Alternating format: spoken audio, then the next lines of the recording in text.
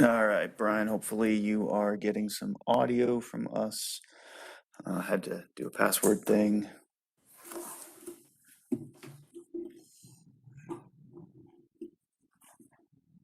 He's typing, sounds good. All right, thanks, Brian.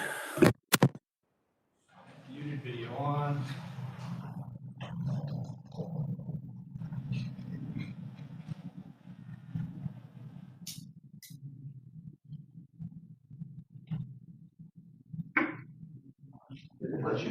I am in. Okay. So, obviously, I usually join event. Gotcha. And now I see you in the room. Very good. I'm going to send his password out to the folks I've sent this to. Oh, I need to add that. Sorry. Yeah, I didn't. There may be an easier way to do it. Well, don't they have the password?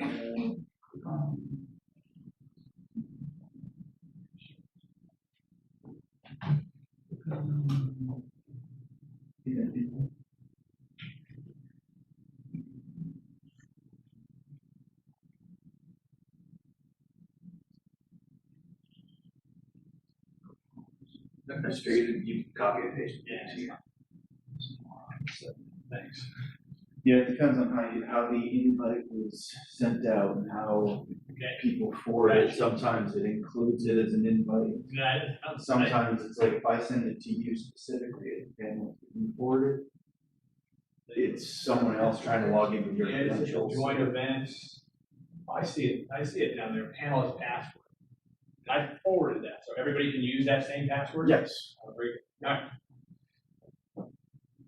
I see there's a joint event by number. There's an event number. We don't need that. There's an event password, which is TBARTA 1119. Right. That didn't. But panelist password is probably what they're going to need. Right? If they are a panelist. If they just join as an attendee and they need to be a panelist, I can promote them. I only send people panelists. Okay. I want them all over. So, all right, good enough. And I can copy and paste. I see it too. Yeah, and if they have that invite, then they can. We've got that in there. Copy and paste. All right, good.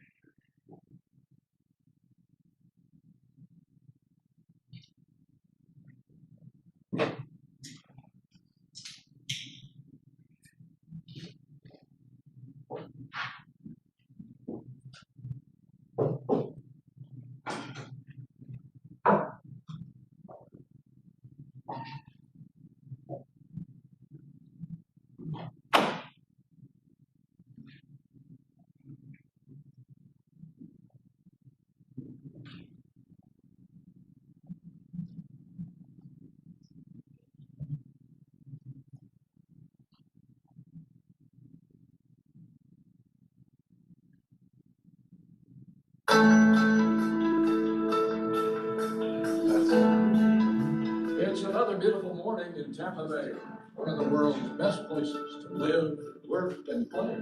More than just a community.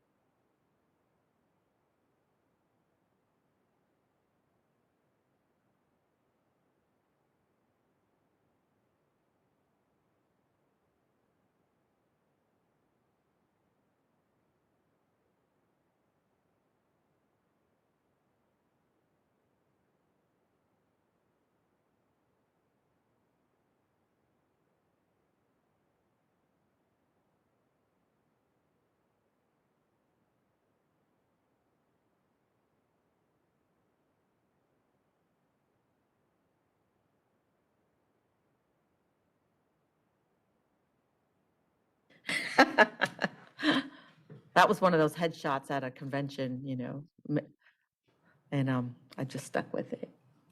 I get teased by my husband all the time that I'm in gator colors. You ready whenever, man. Jeff's running it. Okay, Jeff, you're on. Ready? Okay. I don't have my gavel.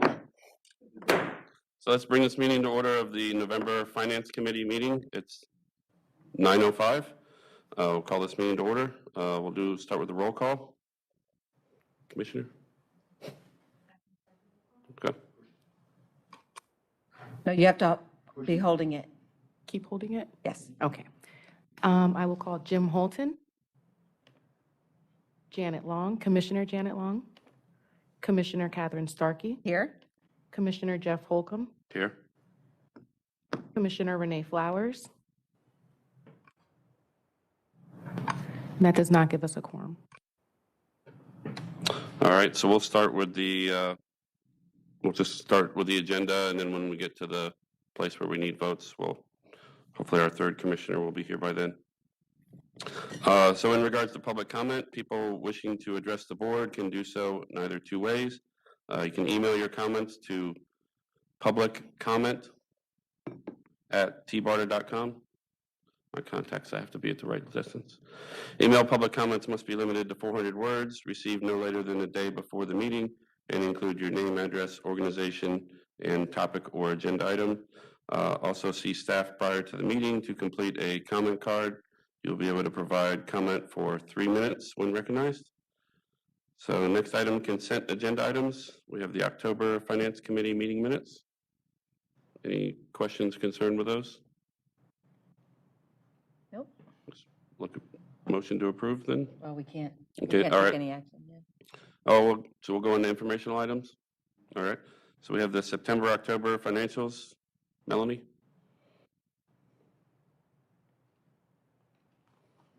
Good morning. Morning. Okay, so included in your package is the draft financials for the year ending fiscal year September 2021. And then the audited financials will be presented in next year, May of 2022. So including your packet, the draft, we ended up at the year end for fiscal 2021. To the date, we had a net surplus of $326,000. Now, this $326,000 was $136,000 over the budgeted amount of $190,000. So we ended up with a good surplus last year.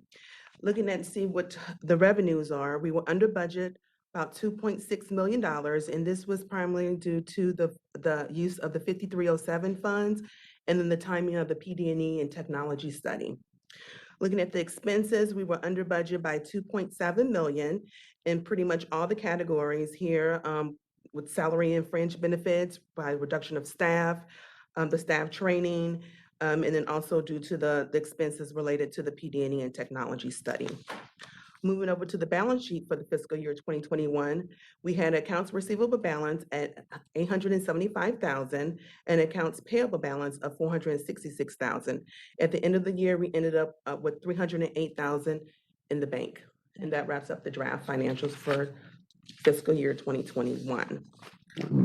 Moving on to this last month, which is the first year of fiscal year 2022. But before I do that, do you have any questions on the draft of last year at all? No questions? Okay. So in October, through the month of October, we had a net surplus of $536,000. Now this was $28,000 over the budget amount of $507,000. So for the revenues, we were under budget by $208,000, and this was basically due to the timing of the expenditures and the revenue with the PD&E technology study. And along with the expense side, we were also under budget by $236,000, and this in all categories. And again, this was primarily due to the timing of the expenditures for last month. Moving over to the balance sheet. At the end of October, our accounts receivable balance was $790,000, and then our accounts payable balance was $413,000. And at the end of October, our cash balance was $737,000. So we were in a good cash position at the end of last month. And that concludes the summary of the finance performance report. All right, thank you very much. All right, thank you. Good numbers. All right, next item is the draft interlocal agreement. Alan? So what you have is a draft local agreement that is based on the direction given to us by, Oh, there you go. can you hear me okay, or? I can hear you, but you probably need to be on the mic for the recording, I imagine. It's low, sir. You can use the microphone. Okay, how's that? Good. So there's a draft of the interlocal agreement for the financial contributions from the counties, Hillsborough, Manatee, Pasco, Pinellas, and Hernando, as well as the city of St. Petersburg and city of Tampa. That was based upon the discussion at the last board meeting. It does provide for contributions for starting in fiscal year 2023 at the rate of 17 cents per capita of the population for each one of the contributors. The agreement is written as a 5-year agreement. It does allow a party to withdraw from the agreement if they determine that they don't have the financial ability to contribute in any given year. With that, certainly open to any questions that the committee may have with regard to the agreement. The other topic I thought we would discuss would be, although we have limited members here, the best way to distribute the agreement once we finalize the language to each of the members. Are you looking for like our legal contact information or just? No, I know the legal Okay. contact. I'm not sure that that's I know the lawyers at every one of the contributors. I'm just not sure that's the best way to commence the discussion at each one of your governments. I was kind of leaving that open. Should it go to administration? Should it go to the commission? Or should it just go to the lawyer? I would say probably the administrators, deputy administrators, and legal counsel. But any thoughts? I don't know. I brought it up at our MPO meeting that that this would be coming. Who do you have as the signature on it? Who would be signing it from each county? Well, we didn't insert any names. I didn't have names, but. Okay, so someone from the county has to sign it, right? Whether it's the Right. board chair or, Right, or the administrator. I'm thinking it's the board The- chair. The question was more how to get it to Pasco County, for example, so that it goes through the appropriate channels and eventually gets approved. You know, maybe for each municipality, it's different, but, so I would give it I will give it to my MPO, I think, and have well, let me think, is it wouldn't be the MPO chair, because that's not a county official. So I'll bring it up at my next board meeting for, actually, hopefully I'm the chair at the next board meeting and I sign it. But I'm thinking each municipality just maybe figures out the Right, best that's way to right. have it. In my case, I think the administrator, deputy administrator, just so nothing falls through. Our council for our county is also the council for our MPO. So, but then our MPO is shared with Citrus, so Citrus wouldn't be a part of that. Yeah. But I think those three folks would have it covered. And if you want to put myself on there for continuity. Yeah, so I would say send it to every administrator and attorney, but we'll make the members here responsible to make sure we get it back. Okay, well, maybe what we'll do is I'll send it to the attorneys, have David forward it to the administrators with a copy to the appropriate member of the Yeah. department board. How's that sound? Okay. Do we have a time when we want these back by? I think we would need the full board to vote and approve the agreement and incorporate any comments or changes that board members might like before we actually circulate it for review. You got a whole, half dozen or so lawyers, so they like to. Or we could go ahead and circulate it. I'll as be it nice. is And then incorporate their comments back and bring it to the board. We could do that. Okay. Since we don't have a quorum for today's meeting, we can just take, if those basic terms that I laid out sound okay to you two, we'll distribute it to the attorneys, because as you said, we got 6 attorneys. They're all gonna have comments. Mm-hmm. And then we gotta share each of their comments with each other. Right. And having worked with some of these offices, it takes some time to get responses. So Yes. it's gonna take Exactly. months to get it through. Yeah. So we can go ahead and circulate it and then work on the final agreement and bring it back to the board for final approval. All right. Sounds good. Anything else on that? No, that was it for me. All right. We also have another item, Executive Director Compensation.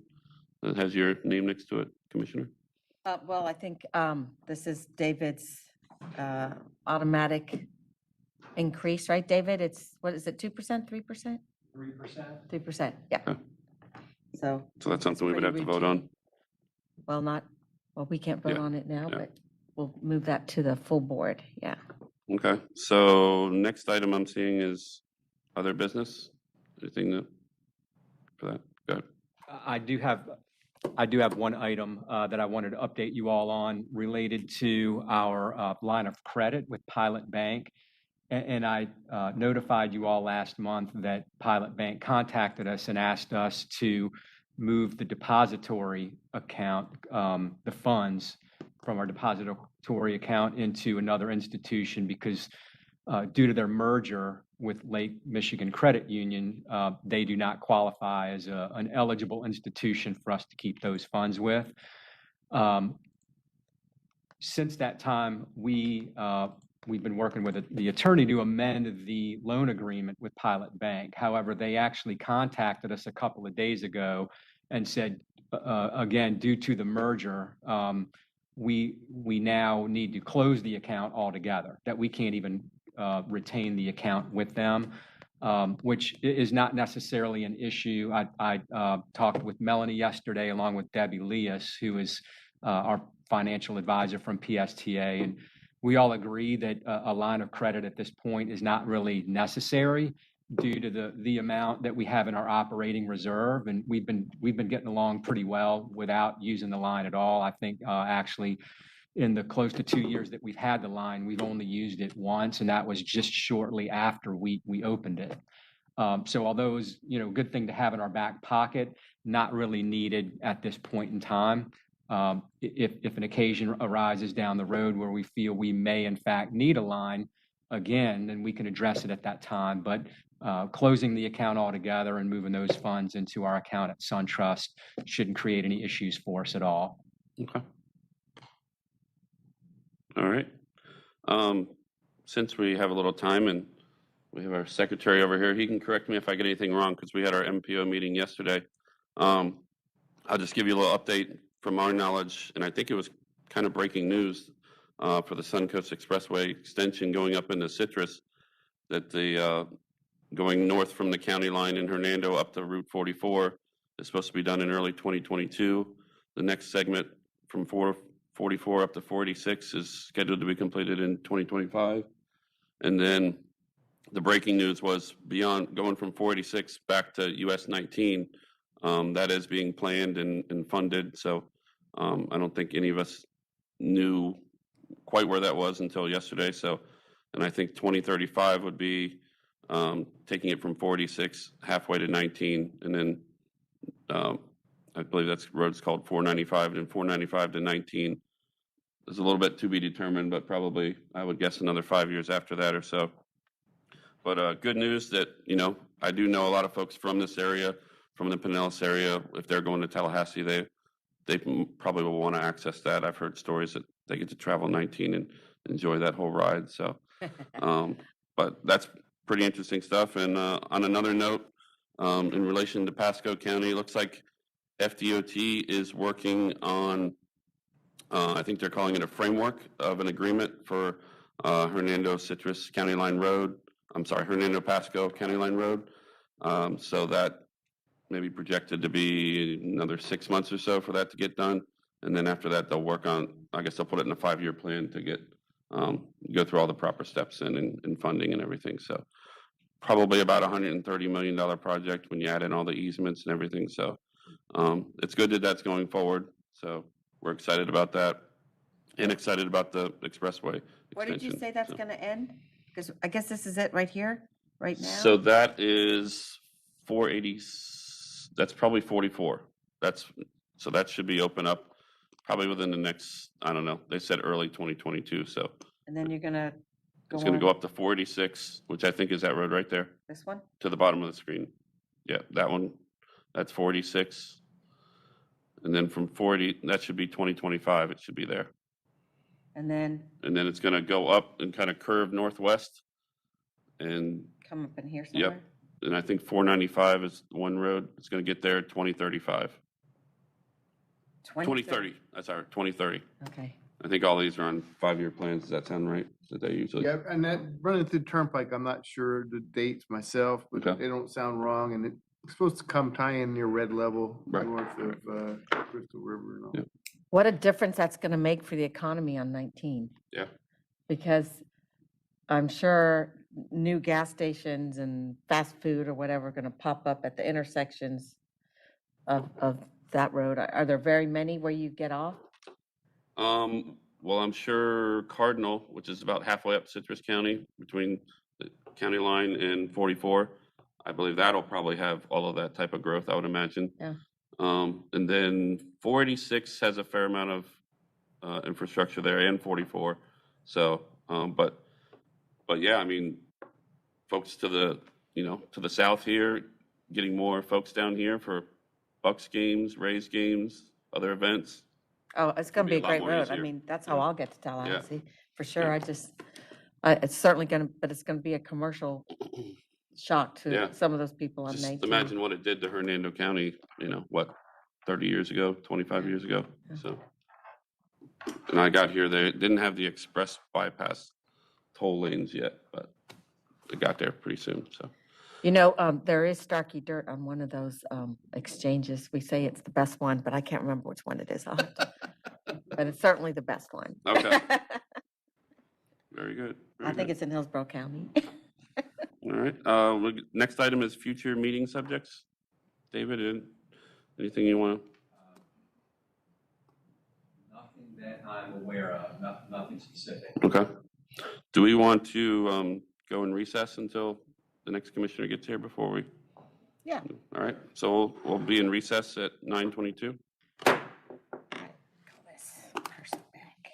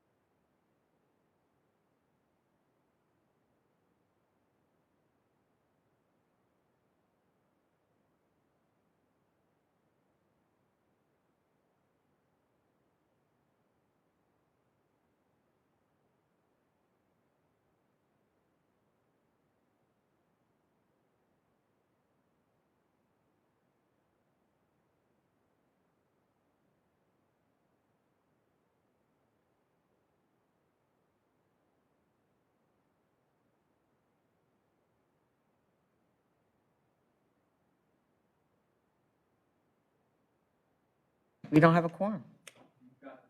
Three of us makes a quorum? Okay, well, Jeff ran that, so I'll let you, Okay, you want to take this back? sure. There you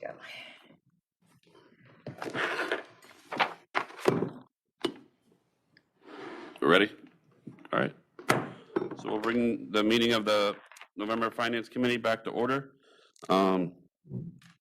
So, Madam Commissioner, we've run through everything. There's just, first item we need to vote on then is consent agenda. Pending any questions on that, we'll look for a motion. Move approval. Second? All right, we have a motion and a second for consent agenda. Any further questions or comments? Hearing none, all in favor? Aye. Any opposed? Nope. Show carries 3-0. The other action item we need to vote on is the executive director compensation. And from our discussion, that's a 3% increase. And unless there's any other comments, we'll look for a motion and a second. Move to approve the 3% increase? Second. All right, thank you very much. So we have a motion and a second for the executive director compensation. All those in favor? Aye. Aye. Any opposed? Nope. Show that carries 3-0. And unless there's anything else, I'm showing we're completed with their finance committee meeting. All right, we'll close the meeting. Thank you. You're welcome. The policy committee meeting. And I would ask for a roll Glare. call. What? Sorry, it's glare. Oh. I will start the roll call. Jim Holton. Commissioner Catherine Starkey. Here. Commissioner Janet Long. Here. Commissioner Jeff Holcomb. Here. Commissioner Renee Flowers. That does give us a quorum. Okay, now's the time for public comment. Persons wishing to address the board can do so in either of two ways. Email your comments to publiccomment@tbarta.com. Email public comments must be limited to 400 words, received no later than the day before the meeting, and include your name, address, organization, and topic or agenda item. See staff prior to the meeting to complete a comment card. You will be able to provide comment for 3 minutes when recognized. Do we have anyone who wishes to speak to us? We have no public comment. Okay, so we will move on to the consent agenda items. We have the October Policy Committee meeting minutes. Does anyone have any comments on our meeting minutes? Okay, we have to approve those minutes?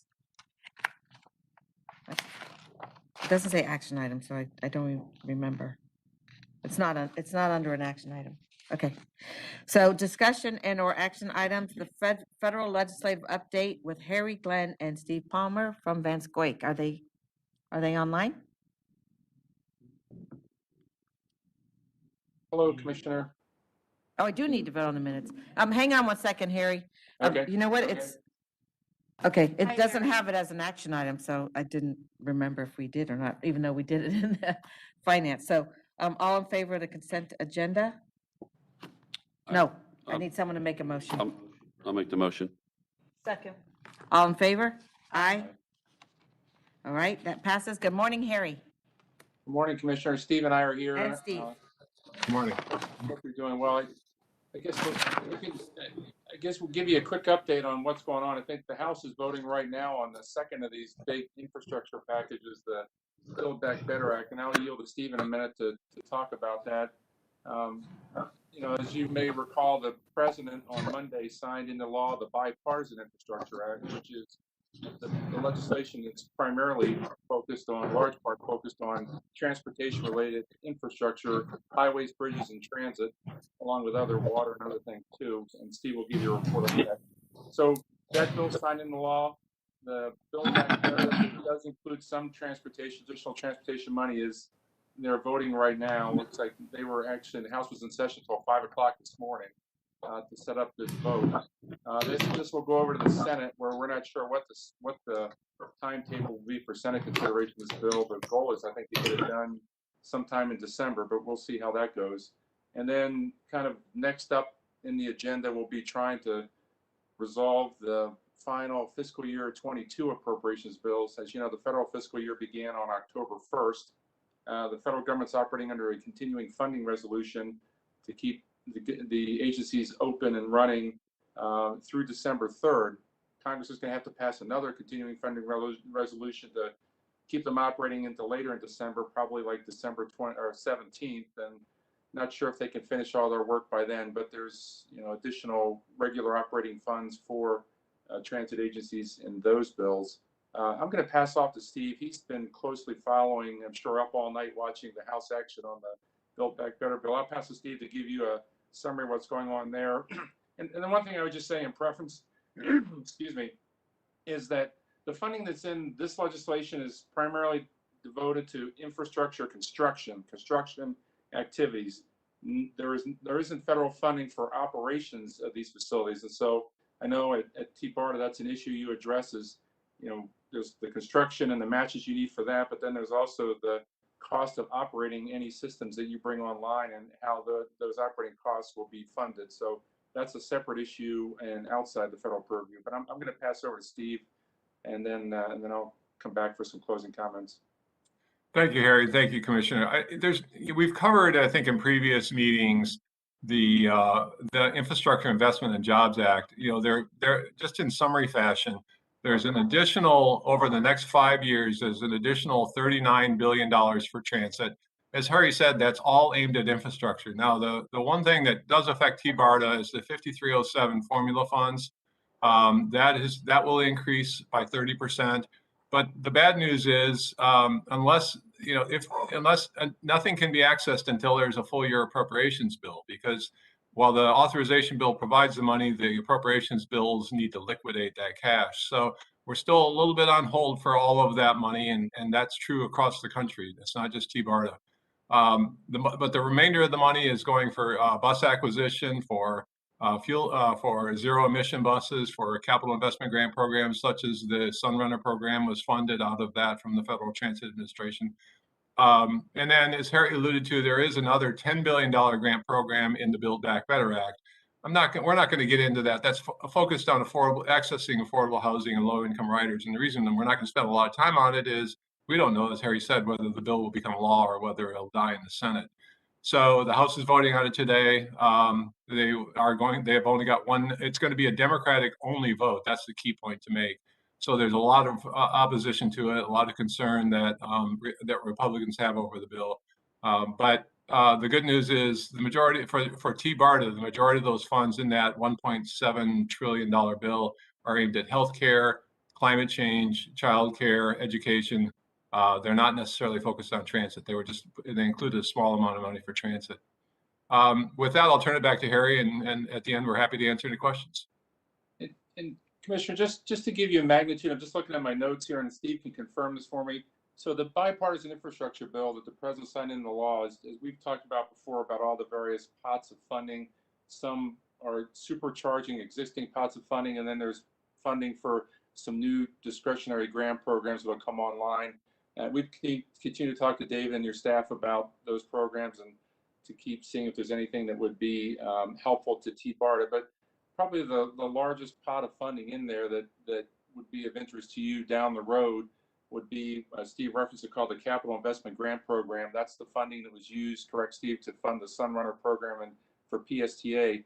The annual appropriation, the annual funding available for that program is about, Steve, $2.5 billion, Yes. which including the appropriations bill. This Build Back Better provides an additional $8 billion over 5 years for that program. So that kind of gives you an idea.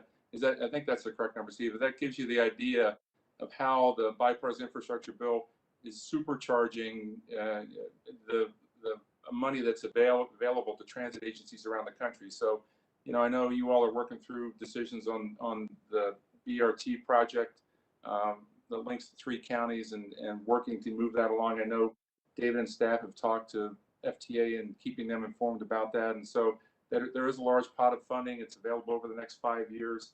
And so, it just gives you, I think, a sense of the magnitude of what funding is out there. So I don't know, David, if David's there, I make sure we've covered everything that you want us to cover. Yeah, I can't think of anything that you guys missed. So I have a question, but Commissioner Long will go first. Thank you, Madam Chair. Harry, I'm curious about whether or not there might be an opportunity to, for us to somehow connect with the Bright Line train that's going to come into Tampa, to be able to bring that over the Howard Franklin and down into St. Pete, maybe up into Pasco, or even down to Manatee. I mean, at the end of the day, what we're really trying to do is create a spine, correct? And so while I understand that we cannot use the heavy rail car that Brightline is currently using for high speed, we could potentially transition in Tampa over to rubber-wheeled vehicles that could come across, couldn't we? Would any of that money be allowable for that kind of a thing? Potentially.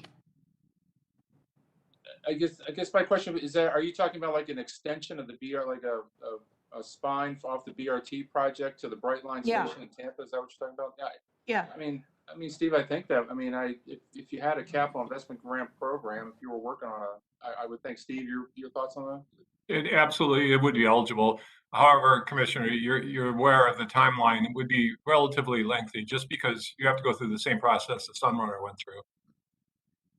Right. Well, I just came back from the Apta conference over in Orlando, and the one big thing that I heard that really rang my bell was the fact that Nuria Fernandez was there along with her deputy, and both of them spoke about the length of the process and the time that it took in order to get these federal funds.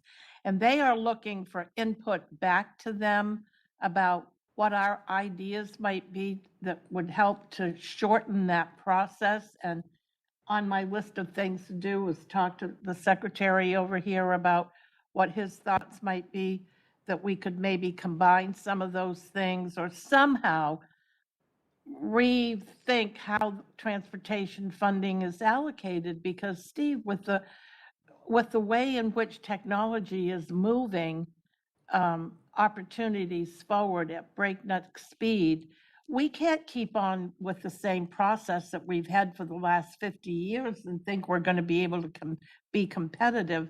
I mean, I had this conversation with David yesterday, and his thought was, well, that's the way the system works, and that's the way this is all controlled by the feds. But in my mind, don't we have to start rethinking how that works in the year of 2022, which we're almost going to be in? No, you're absolutely right. There's a desperate need to, with all of this money, to make sure it's invested in the programs. And I think, Steve, there is some language in these bills to try and reduce, shorten, or expedite the process these projects go through. Much of that is the environmental work that has to go into these projects, particularly things like Brightline have to go over hundreds of miles. So there is I think Congress is focusing in on that, how you shorten those timeframes or run them parallel to each other so they don't have to go sequentially. So I think with this large investment funding, there will be an effort to try and expedite some of this. Congress is prodding the administration every way they can. So on that note, I chair the Federal Committee for FAC, and that's one of our issues this year is to shorten the amount of time it takes to bring a project forward. And we were thinking of roads, but maybe we enlarge it to be any transportation project. It's just, the timeline is just crazy. And especially as when we have technology advancing so quickly, by the time we get to may get to a project, it's almost obsolete. So I want to kind of add on to what Commissioner Long was saying in a different way. And that is, when I heard you say that there's money available for zero emission buses or acquisition, couldn't we kind of jumpstart our project maybe by having the different counties apply for some funding for some kind of bus that would be used for the BRT, and that way we're already in the line, so we would each apply for one or two, and that would be used when we do get it going. Well, and if I may. Yeah. Harry, in following up on what Commissioner Starkey just said, is there a way that all 3 counties can apply for a huge block of dollars to maybe not focus on buses so much, but focus on that rubber wheel train that would move along?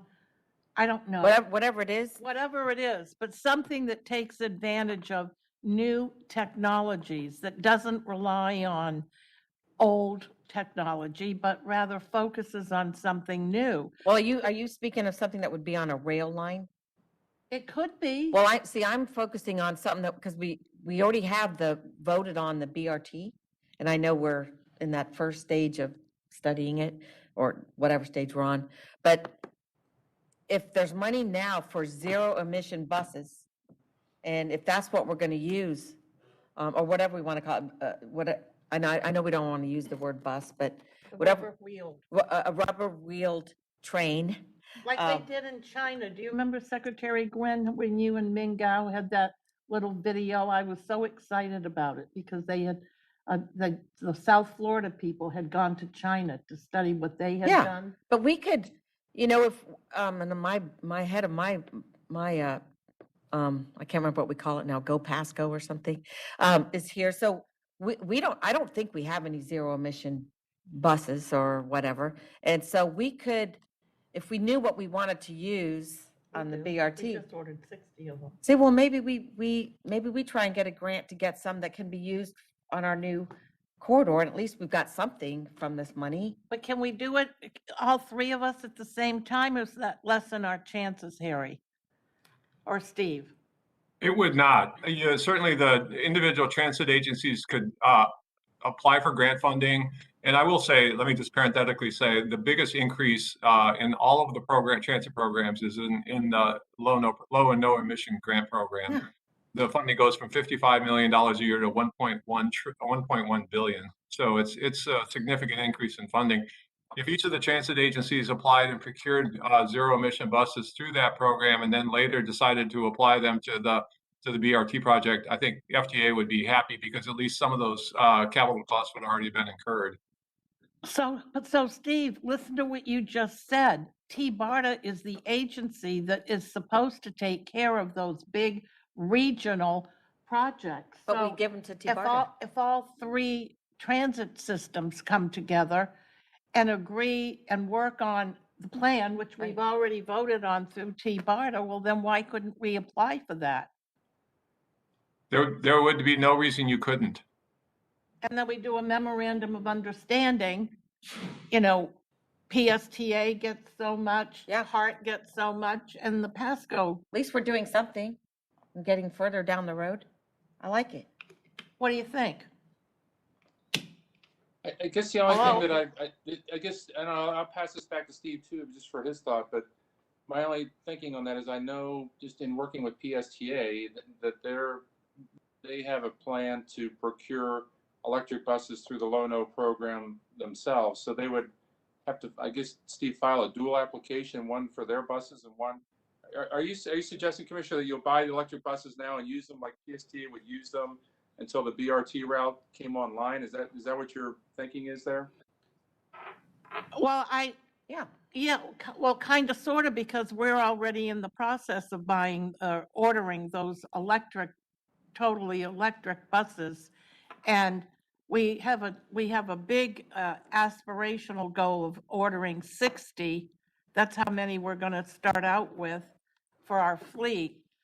Well, I mean, obviously, it would require a conversation, but aren't Yeah. we having that conversation, Secretary Gwen, on December, whatever it is? Yeah, December 10th, we have, I don't know if we need to push a button or not. No, not up here. But yeah, we have December 10th, we're going to have a lot of discussion of those topics. I wasn't sure I was going to ask, because we haven't, I think, digested all the new language in the bills yet, but on the low and no emission buses, is there a matching requirement on that, or is it a 100% federal participation? Do you know? There is a matching requirement. I'm off the top of my head, I believe it's 80-20. I think there's a 20% required local match. Okay. If I may, Commissioner, going back to the concept that Commissioner Long just proposed, and I'm not endorsing it, I'm just trying to add information to that. If the individual transit agencies decided to use Lono grant money to buy zero emission buses, and then later apply them to a TBARTA BRT project, FTA might even incur and consider that to be an in-kind contribution and would help substantiate the ultimate request for TBARTA. It also would reduce the size of your request, your capital, the project itself, because typically, like Commissioner Long, the Sunrunner project, the cost of the project not only included the stations and all the infrastructure, but also the buses. So, it would reduce the costs going forward of your project. I think it's Yeah. worthy of a conversation. I do too. And if, finally, we would have a regional collaborative effort that's really building out the spine and having a real impact that citizens can actually wrap their arms and their heads around. Yeah, and I just don't want this opportunity to go by without us getting anything out of it. Thank And, you. Yeah. So I'm worried that that's where we are, so. And it takes so long for us to get everybody together that by the time we get on, for God's sake, we've been working on this for 50 years already, and we're still trying to move the dial. Let the record reflect that Mayor Kreisman has walked in. So Just for kicks and giggles. if you know what we're talking about, there's a lot of money available, but since I don't know if we're able to go after it yet, and someone else has to remind me if we can or not, but at least we can go after purchasing some equipment that can go towards it, and we'll be further down the road financially. So that's our thought. Okay, well, we should bring that up at the big board. I did get a pop-up here that vote did pass the House, and it's on its way to the Senate, I guess. That's correct. Carrie, did you get that? Yeah. All right, anything else for us? I don't believe so, not on our end. Unless we can answer any other questions. No, but stay tuned for more discussion at our next meeting at the full board. And do we have Ron available? Because I don't see him Yes. on here. I am on here. Yes, ma'am. Okay. Hi, Ron. Good morning. Member, sorry I couldn't be with you in person until we got back from Tallahassee pretty late last night. Really quick, I know we've got 8 minutes to the board meeting, so I'm going to talk really fast. Before I get into my report, you all have mentioned Brightline. One thing you all may want to consider is having Brightline come and make a presentation to the board. And another thing you may want to think about trying to do is I'm going to try to set up a meeting for David to go over and visit some of the Brightline folks and get a tour of some of the things they're doing in Orlando.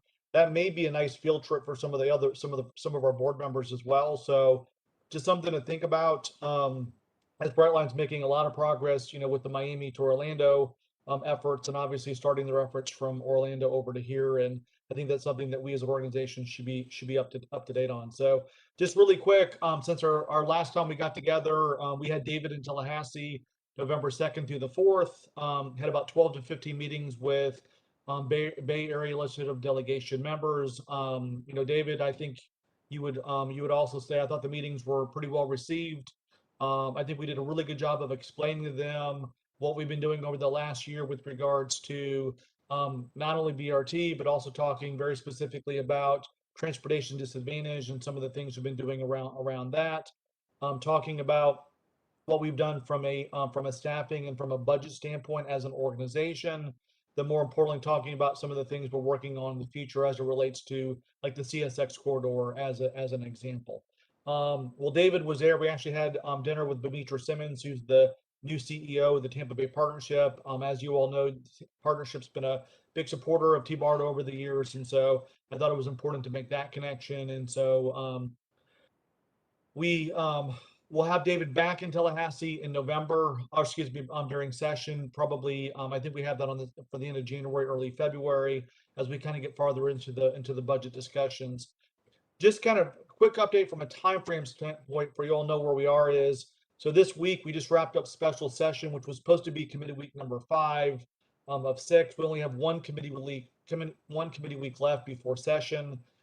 which is the week after Thanksgiving, the week of November the 29th. Then, as you all know, session starts on January the 11th and will end on March the 11th. Two updates for you on things that we're working on your behalf in Tallahassee. Number one is our funding requests on behalf of TBARTA. Jackie Toledo has once again filed that in the House. As you all know, a bill's got to be filed as part of that local appropriation process. It's House Bill 3189. It was filed, I think, earlier this week. It's for $750,000. Then in the Senate, we're working directly with President Simpson and his team on getting it funded once again, like we did last year in the Senate. Again, our goal would be use the 750 as an opportunity to leverage, also trying to get some matching dollars from the state with regards to up to 750, kind of from a recurring standpoint for the local dollars. I know David's made a lot of progress on working with some of our local partners, the counties and the two cities, on drafting some version of an interlocal agreement or MOU that will allow us to have a 2 or 3 or 5 year agreement with those local governments, which will help us, I think, in Tallahassee from a funding standpoint. So from a budget standpoint, just for you all know, a lot's not going to happen now from a budget standpoint until we get into session. You'll start seeing some of the initial budgets pop out of the House and Senate during week 3, which is towards the end of January, and then week 4 or 5, the House and Senate will pass the respective budgets. Based upon some of our early conversations, we feel very confident that our dollars will be in one of those initial budgets. On the Senator Brandis bill, there's still no companion. I will tell you, from many of our meetings with BALD members, I think they have some concerns with the Brandis bill, just from the standpoint of repealing TBARTA seemed a bit drastic. So when some had questions, I will tell you, I think there was some questions about the support around the Senator Brandis bill from many of the members that we met with. So we're in the process of setting up a meeting with President Simpson for myself and Cliff to sit down with him, not only about our appropriation, but also maybe some other opportunities that TBARTA could have in Tallahassee. So we're working on that. That meeting should probably land in December now that we're past special session. That will really tee us up nicely as we kind of go into January. So I will stop there, see if you all have any questions or comments. I've got 3 minutes to spare, so I'm happy to answer any questions you all may have. Well, I had one question. Did you say you are having the discussion to make that recurring? Yeah, so what we're trying to do, Madam Chair, is work on a way where we don't have to keep going back. And President Simpson's office seems supportive of. Is there a way for us to leverage the 750,000 up to 750,000 as long as we can get match from local government? So that's a conversation that we're having. The approach, the forms only allow us to go after non-recurring revenue, but yes, we're trying to go after some version of recurring to allow us not to have to keep going back to Tallahassee. Did you consider inviting our board chair, Cliff, to go to those meetings with you? Because I would encourage that. Yeah, so the President Simpson meeting, yes, Cliff is going to attend and be a part of that meeting. Yes, ma'am. Great. Commissioner Long? Ron, I was curious about whether or not, if you knew whether Brightline had formed a partnership with the city of Tampa for a launch pad there, and whether or not there's one, maybe Mayor Kreisman can answer this, going on in St. Pete. I'm not aware of one in the city of Tampa. I know that there's a couple of sites that are being considered potentially with the city and Brightline, but I don't think there's any formal agreement or any type of formal partnership at this point. None with us either. What did we just see in the news with Polk County writing something in support of Brightline? Polk County Commission just did something? They came out in support of it because obviously it's going to be traveling through Polk County. So I think they came out in support of the project. Is that something that TBARTA might do and our MPOs over here? How can we be supportive of it as well? Well, and to that point, I'm curious about whether or not there's anything going on with the Lilium project, because at one point I know they were talking to your city mayor, and I thought they were working on a partnership with Tampa to go from Orlando over to Hillsborough, then over to Pinellas and down to Fort Myers. Do we know where that is? It's been a little quiet with them recently. So, I was just in Germany last week and we tried to go visit Lilium, but they're in the midst of, I think they have a new product coming out. And I think they're busy on that. But and we couldn't go visit because the COVID numbers were kind of spiking there. I did learn of another company that's actually further ahead of Lilium as far as a viable machine, or what do you call it? It's called Volocopter. So something that we should also be looking at, Volocopter. It's being made in the Karlsruhe area, and I'm getting the connections. I can probably get that today from the business leaders there, but. Madam And Chair, I think these go back ahead. to your question about support from, from a Brightline standpoint, again, kind of going back to my original, I started comments with is, it's probably timely to have Brightline come make a presentation to this board on kind of where they are, and more importantly, I think maybe asking them the question is, how can TBARTA and other Tampa Bay organizations be supportive? Yes, I think that's a great idea. I don't know if we should invite them to December 10th, or if we're not, they should be at that meeting or not, but what do you think, Secretary? I think we're fine with whoever wants to come to the meeting. It's really it's an opportunity, one, to share information, but it's also an opportunity to gather information. Yeah. So I think maybe we extend to them an invite to send someone to our meeting on December 10th. Okay, any other questions for Ron? So Ron, I am hearing it should be a pretty good budget year. Are you hearing that as well? Oh, absolutely, Madam Chair. There's a lot of Yeah. non-recurring revenue. I think recurring obviously continues to be a challenge up there, but there's a lot of non-recurring revenue, not only general revenue, but also federal dollars that had to be pushed out the door this year. So absolutely. So let's just make sure we're positioned to take advantage of anything we can get. And let the record show, Commissioner Overman has Overman has joined us. All right, okay, we're past the time to start, but David, did you want to talk about strategic initiatives? Yes, thanks, Madam Chair. I can run through this quickly. I met with Chair Manuel a few times recently, and he shared some strategic initiatives that he'd like the agency to focus on over the next few years. Unfortunately, he's unable to join us today, but he did ask me to introduce him to the committee, and then he'll then discuss them in more detail at the next board meeting.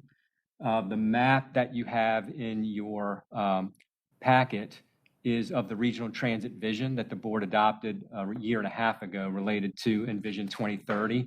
And this is the long-term vision of where we ultimately want to be.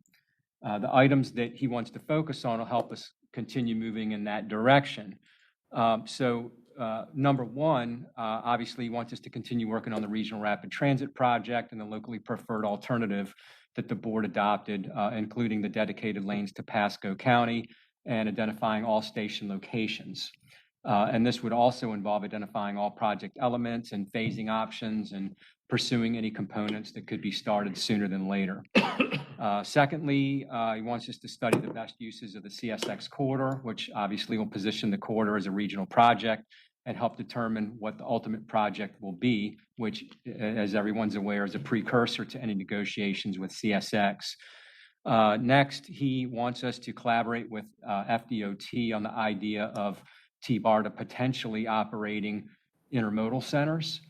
You may recall that FDOT is planning 5 intermodal centers along the I-275 corridor. And there is an idea about who would operate those facilities and TBARTA potentially taking on that role, which obviously we would be very interested in. And then lastly, he wants us to be sure to partner with HART and PSTA to make sure that all of our projects and services are planned to integrate well, so collectively we can all provide the regional network that we're striving for. He is certainly open to other ideas as well, but wanted me to present these to see if there was any immediate feedback from the committee. Well, I have a question on the map. Is the US 19 BRT on this?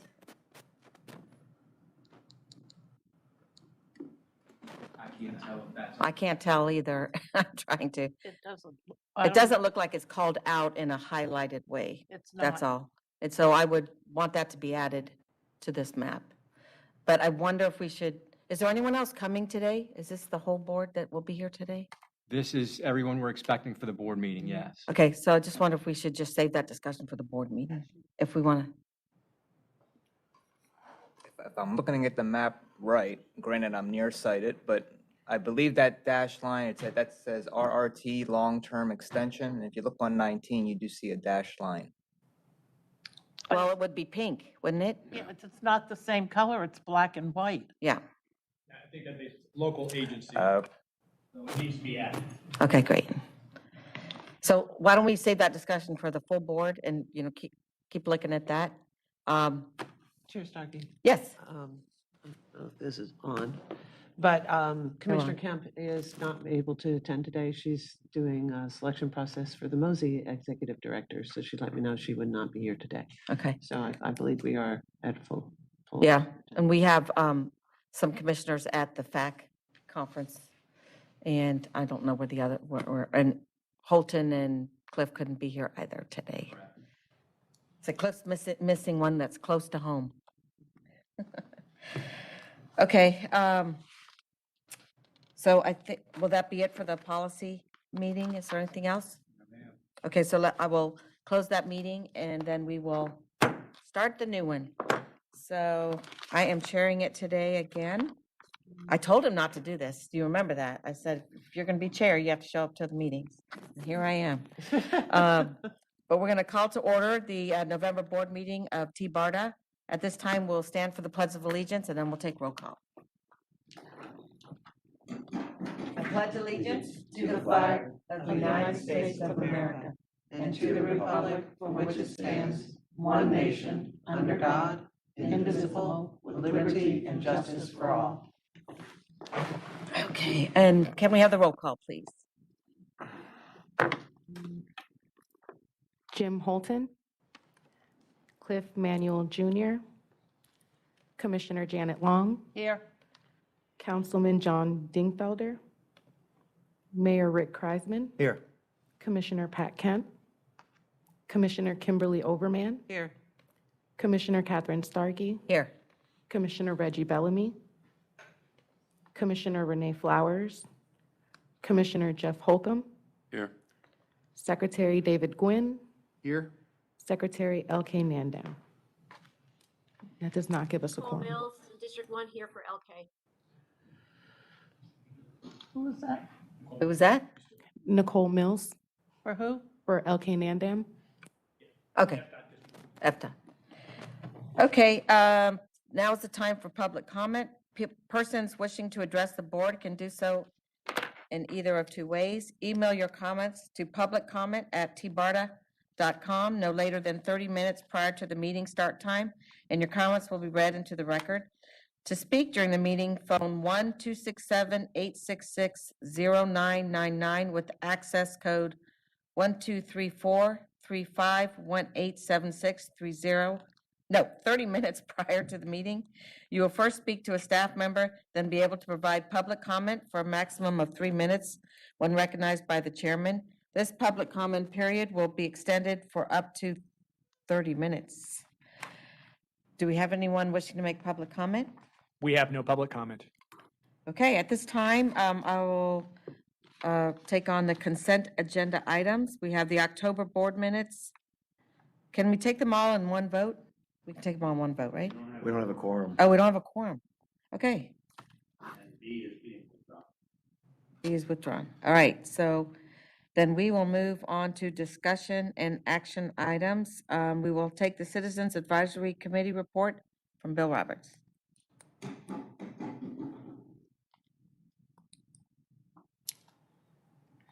Good morning. Good morning, Madam Chairman and members of the TBARTA Board. I'm Bill Roberts. I have the pleasure of chairing your Citizens Advisory Committee. The CAC met this past Wednesday. I'm happy to report that we did have a quorum and we were able to take some action items. We were introduced to a potential new member to our Citizens Committee appointed by the City of Tampa, Brandy Milkus, who is actually in attendance here at this board meeting today. Your CAC reelected its current officers for another term, so you'll have to put up with me for reports for another few months. The CAC considered the CSX resolution that is before you today. We had a good discussion on that resolution. The one item that I would want to convey to the board is that we want to be sure that the right-of-way that surrounds or is part of the CSX tracks is specifically included in that resolution. But we did adopt the resolution and recommended it for your board approval today. We had a good report on the commuter rail services. Ken Bowden came and gave us a really interesting report. It included the fact that they are now up over 150 vehicles that are providing regular commuter services. The distances range from 10 to, I was surprised to hear, up to 80 miles in one case. But I wanted to comment for this board that the CAC feels like that van pool commuter service is a real success story for TBARTA, and it deserves greater attention. And to the extent you can promote it and publicize it, we think more people would take advantage of it, but we think it also reflects very well on this board and your activities. And that concludes my report. I'll be happy to take any questions if you have some. You know, that's an excellent idea to promote it more. And if TBARTA would send maybe all the commissioners and councilman members a one-pager that we can report out at our commission meetings, just push it a little more. I'll put it under my commissioner items and talk about it at my next board meeting to make sure the word's getting out more. And I'll put it in my newsletter, so. Good. Thank you very much. Anyone else have any questions? Okay, thank you. Next, we have the Transit Management Committee report, and we'll have a report from Kurt Scheibel. Good morning. Good morning, Board. Kurt Scheibel, Chair of the Transit Management Committee. We met yesterday and we had a full quorum. I was very pleased to have everyone from all the systems there, and we covered a lot of different items. This will be my last report to you, as a new chair will be taking over at the next time. I'm the vice chair of Fpta, the Florida Public Transportation Association, and there's some conflicts with some of the duties there. So I'm now working more on a state level and still be involved at the level I just couldn't continue with the chair duties. We covered, excuse me. God bless you. Thank you. We did, gotta put my glasses on, I took them off. CSX quarter study resolution support. We were really interested in the result of the study and where we're going forward. So we did vote yay on that, and looking at how that study is going to come out and what it's going to be, what the results are, because I think that's going to be very key for the whole region on what we can do with that corridor. We also had a briefing on the regional mobility on demand study. A lot of questions, a lot of discussions, a lot longer than we thought it was going to be, but I think we got some really good insights from all agencies on that study, and hopefully have a really good way moving forward to see some good regional projects coming out of that. And then another thing is we had some committee member updates, and then we talked about how we can grow the TMC and to be more of a more better, that's a bad English, but how we can grow to be able to provide more insights for the board. And there's a lot of lively discussion. I think we'll be continuing that discussion and growing that into an entity that provides even more insights to what we do on a day-to-day basis. That's about it on my report. Is there any questions at this time? Anybody have any questions for our Transit Management Committee? Nope. All right, thank you, Kurt. Next, we have the Finance Committee report, and Commissioner Long, Commissioner Holcomb managed that for you. I don't know how you want to, okay. Do you need my notes? Probably. There you go. All right, so just to reiterate, Finance Committee report, main action item really was just approving the executive director compensation increase of 3%, approve the prior minutes, and also discuss the financials from September, October. And we also talked about the um, different county, or the agreements with the MOU with the counties. And those will be dispersed to the county administrators and the county lawyers and the representative here at TBARTA, just to make sure that nothing's dropped in that communication loop. So, you know, and then those 6 lawyers will try and put their heads together to come up with a document that all 6 legal teams will agree with, and then hopefully come back whenever that is in a few months and get it signed. So that's all I have. Pending any questions. Thank you. Okay, then we will have the, let's see, I lost my piece here. The, is that right? No, wrong tab. Sorry. Okay, now we'll have the Policy Committee report, and we will hear from Harry and Steve. Good morning. Are they not on there? Yeah, they are. There's Steve. Good morning, Commissioner. I think Harry is a little uncertain because I know he's on the West Coast today calling in. I'm happy to give an update on behalf of the federal activities and just summarize what we talked with the policy committee today. Essentially, there's been, as you know, there's been quite a bit of activity in Washington. The House has just passed the President's Build Back Better Act legislation. It is roughly $1.9 trillion for childcare, healthcare, climate change, and a very small amount of transportation transit funding. The bill now goes to the Senate. I should say, it passed on pretty much a party line vote. There was one Democrat who voted no. And the Senate's future is very uncertain. We don't know where it'll stand. The one transit provision is a $10 billion transit grant program to connect transit to affordable housing and low-income riders. The other bill that was signed into law on Monday is the Infrastructure Investment and Jobs Act, a much more robust bill for transit, $39 billion above current funding for public transit over the next 5 years. It's essentially the reauthorization of the Highway Trust Fund program. So we're still going through that bill, trying to identify the best programs for TBARTA to consider funding. There's a substantial amount of information in there when it comes to the different kinds of programs, but suffice it to say the big programs that would be of interest are the Capital Investment Grant Program, which was used for the Sunrunner, to fund the Sunrunner BRT project. And I know we've talked about the biggest increases for the low and no emission bus program, which is going up substantially from about $55 million a year to a little over $1 billion a year for the next 5 years.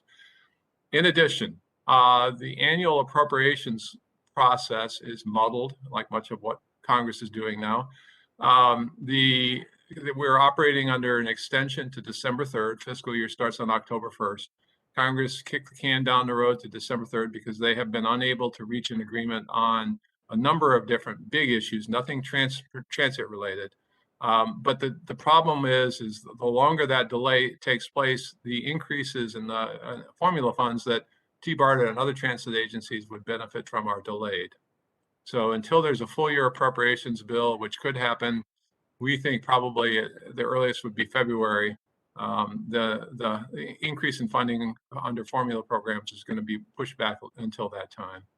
So with that, Madam Chair, I'm happy to turn it back to you and answer any questions, and we can go from there.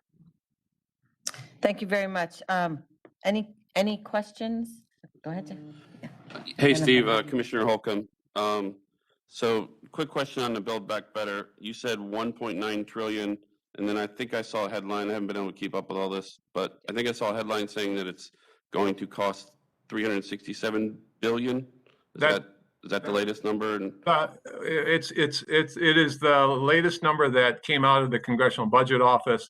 What the CBO is a nonpartisan agency that is empowered to actually determine how much every piece of legislation costs.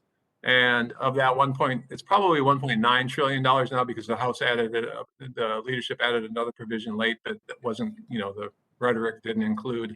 Anyway, so of that 1.9 trillion, you're correct. About $370 billion would not be covered by the tax increases in that bill.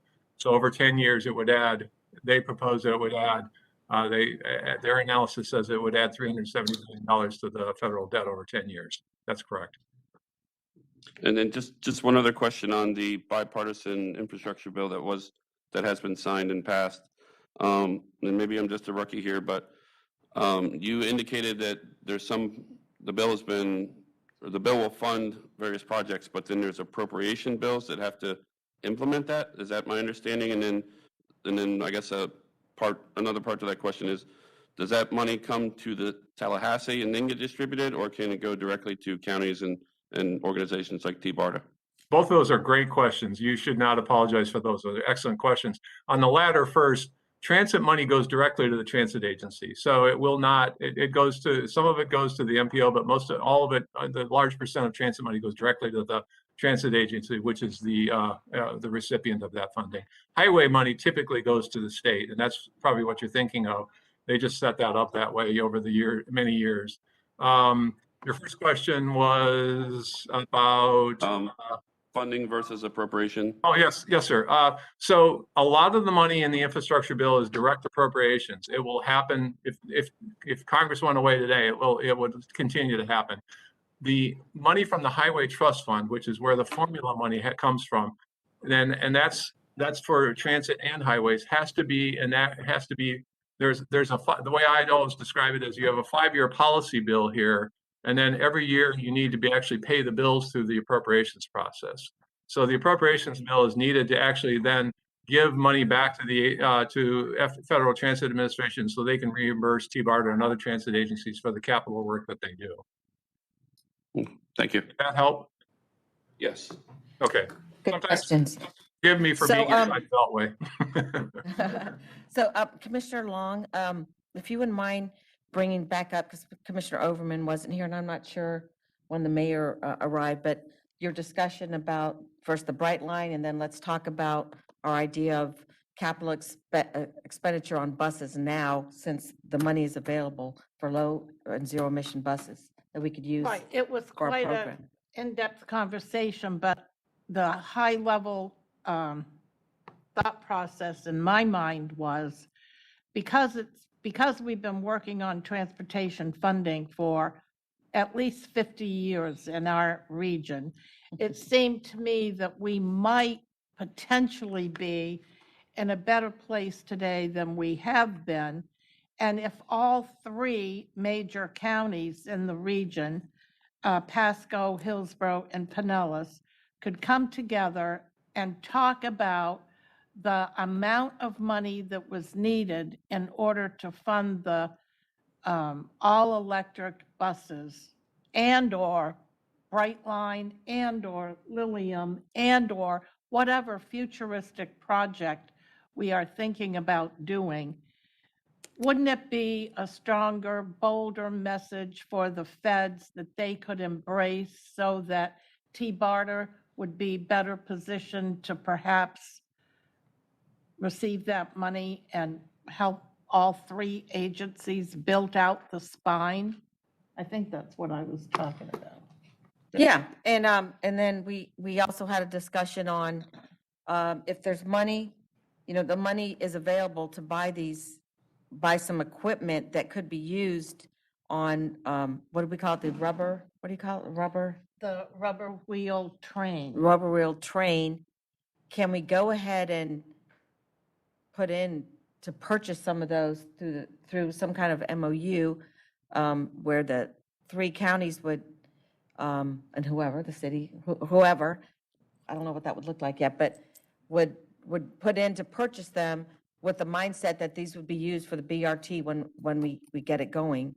And at least we're getting something for TBARTA and the regional project in an ask in for some of this money, because I'm not sure what we can ask for since we're not as far as long as I think we'd hope we Well, we and are. the biggest point in my mind was, we've been talking about a regional,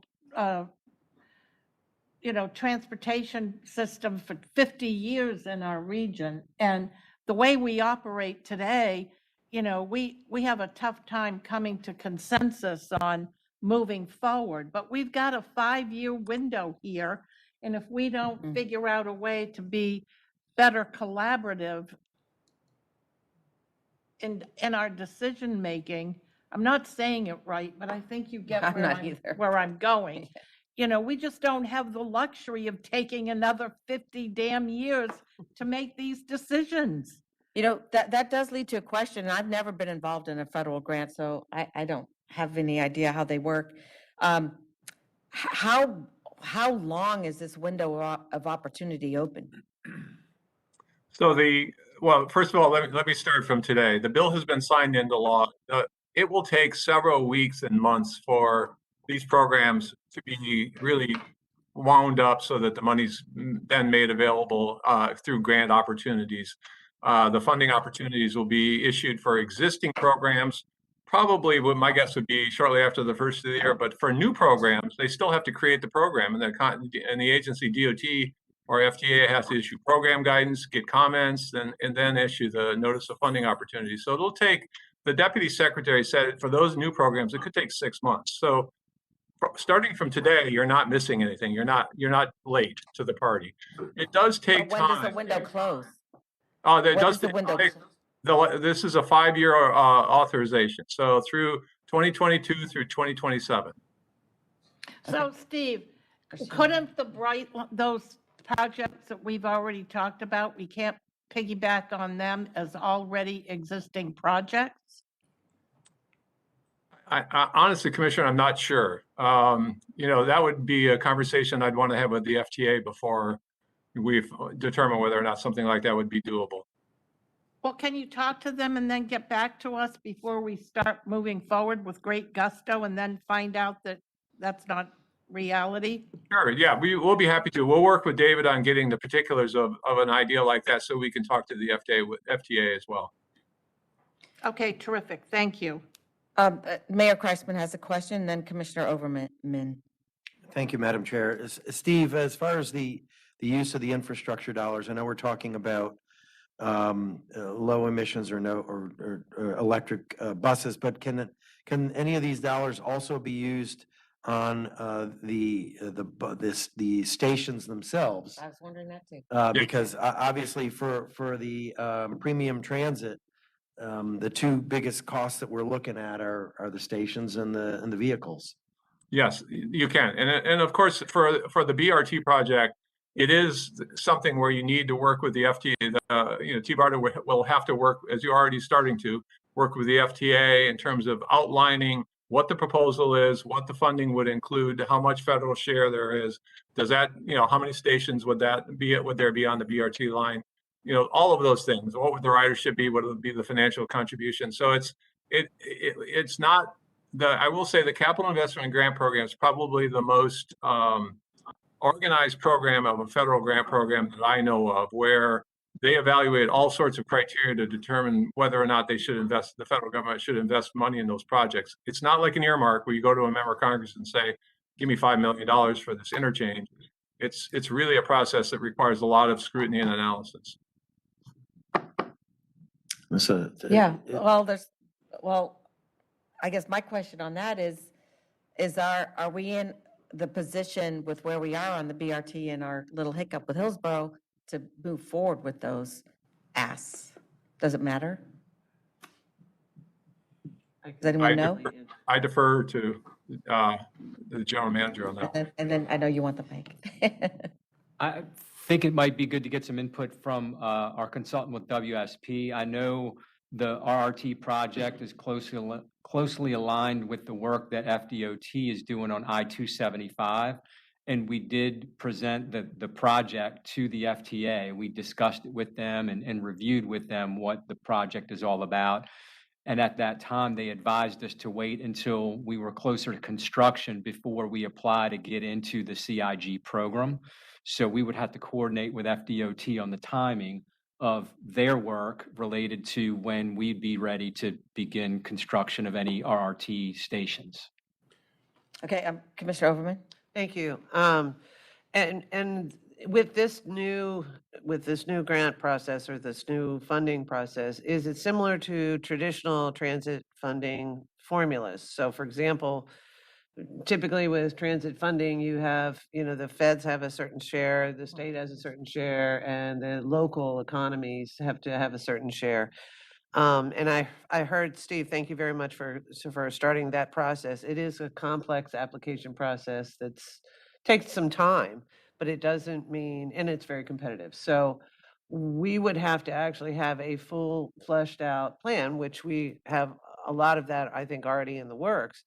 But it is going to require local dollars. And the hiccup literally with Hillsborough is we don't have those at our transit agency. But hopefully we will next November. So that working through that process is going to give us, more impetus to making sure that Hillsborough County gets a surtax passed. But also, since Steve has mentioned that it may be 6 or 8 months before we really have good guidance on how this new funding might work, that gives us time to plan accordingly, I believe. Secretary. Real quick on the grants, and I think there's still a lot of digesting that needs to happen on the language because it's still very early. But the one thing I'd say is that at some point, if we apply, we're going to have to provide them also what is our plan for operations. Right. And they're not just going to give us the infrastructure money to buy buses and to build stations without a plan for how we're going to fund the operations of it. So when those NOFOs come out with the requests, it's kind of late at that point to try to put the plan together. So I'd just say the sooner that a framework of a plan could start to get developed, I think it would really help us to be prepared for whenever those opportunities present themselves. Okay, Commissioner Overman. To the Secretary's point, it is, and that's where coming up with an MOU between the various different counties to figure out how to operate is critically important. Without that, we can't function because we're not going to get the money without the operating structure to make it work. And that's something we've discovered. We've needed more buses, but we didn't have a maintenance yard for the buses to work on them. So our focus last week was basically, we need money for the maintenance yard because we don't have the ability to take care of the buses we have, much less the room to take care of more buses. And then also invest in the electric technology that we really want to do. Electric buses also cost, 2 or 3 times, if I'm not mistaken, and maybe the prices have changed, and maybe with more supply and more demand, we'll get there, but electric buses tend to cost, either double or triple what a CNG or another bus will cost, the older technology types of buses that aren't electric. So, and with it, as the mayor mentioned, there's the infrastructure you have to have. So I think we can get there because I know a lot of the agencies have kind of worked through what does this look like and how do we go about doing that? And clearly we need more buses. I know HART does. But clearly we also have to have local revenues for not only the capital investment match that's required by the feds, as well as an ongoing revenue stream for operating the agency as it stands, from what I understand. So, correct me if I'm wrong, Steve, is that primarily what the transit agency looks like when they're looking for either a capital or a program? No, you are funding? correct. That is correct. You're absolutely right. Okay, thank you. Commissioner Long. Yes, I had a question for Commissioner Overman. Are we still operating with the memorandum of understanding that was going on between PSTA and HART? Because I was intrigued by your comments with regard to your maintenance for your buses. And I know that several years ago, we had a robust partnership with HART to help facilitate, because we have a beautiful big maintenance facility at PSTA, and had offered to provide help and assistance to HART till they had their own. I do not know the answer to that question, but I will certainly ask because because I know sounds awesome. we had a conversation just a week or 2 ago when we were over at Apta about the opportunity to have our folks assist with yours, and they were very anxious to do so. So maybe you can. I will inquire. Thank you. Thank you. Okay, thank you, Madam Chair. Good stuff. Okay, so any more questions for our federal? If not, then we're gonna move on to our state update. Thank you. All right, thanks, Steve. I'm seeing a light at the end of the tunnel here today. So good stuff. All right, Ron. Good morning, Madam Chair, board members. Just really quick, update we gave this morning is number one, is Brightline. We talked about it a couple times this morning. Is it's probably time for Brightline to come in and give a presentation to this board and possibly setting up a field trip to go over and see some of their activities in Orlando. I'm happy to work with David on that. As something that the board wants us to do. Number two is, since our last time we met, our last board meeting and committee meeting, we had David in Tallahassee, November 2nd through the 4th. We had 12 to 15 really good meetings with Bay Area legislative delegation members. In addition to that, we met Demetra Simmons happened to be in town as well. She's the new CEO of the Tampa Bay Partnership. So we had dinner with her.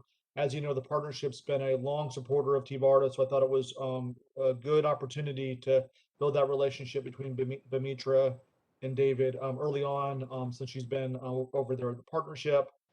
From a Tallahassee perspective, we just completed committee week number 5 of 6. This week was really dominated by special session. There's really no committee meetings, with just special session Monday through Wednesday. We have one committee week left. The week of November the 29th will be the final committee week. Then session starts on January the 11th.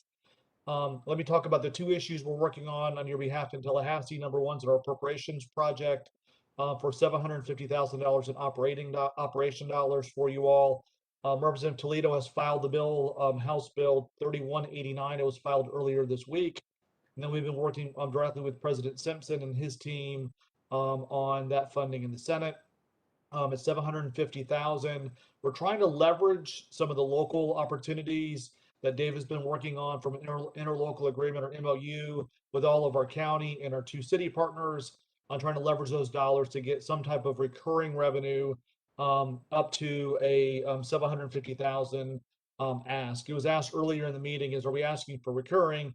Technically, we're asking for non-recurring, but what we're trying to do is through language or proviso or something is trying to give us the opportunity where we can leverage that 750 for future years as well. So we're in the process of setting up a meeting with President Simpson and Cliff Manuel, our board chair, to have a meeting sometime, hopefully in December, to talk about not only appropriation, but support of TBARTA moving forward. Lastly, I'll end with, there's still no companion to the Senator Brandis bill. We're obviously closely monitoring that, and we'll keep you all updated. So session starts on January the 11th from a budget standpoint, which is probably the biggest thing that you all care about as board members. Session starts on January the 11th. Initial budgets will probably jump out of the House and Senate about week 3 of session typically, which is towards the end of January. Each chamber will pass a respective budget, most likely week 4 or 5, which puts us into February. Then we get into conference. We should have a really good position knowing where we are as we head into early March. I will tell you, based upon some of our early conversations, we feel very confident we can get the 750,000 in one of the initial budgets, and we'll report back to you, of course, in real time as it happens through the budget process. So I'll stop there and see if you all have any questions or comments. Commissioner Overman. Thank you. Thank you, Ron, for that report. That's excellent news. I think it's also important that we do continue to pursue a commitment for recurring dollars, because the transit applications that we were talking about earlier that require local dollars, but also require a revenue stream, a dedicated revenue stream in order to be competitive. So having a commitment for recurring dollars for an agency like this for operating is critically important to our success in being able to move forward. So thank you for that information. I appreciate it. Yeah, make sure you're getting that message across that's an important comment that you just made. Thank you. Okay, thank you, Ron. Thanks, And everybody. we will move. Appreciate it. Happy Thanksgiving. Yep. You too. You. We'll move on to the chairman's report. Oh, that's me. I don't have a report. Sorry. But we do have a message from our chair, which will be in your message, right?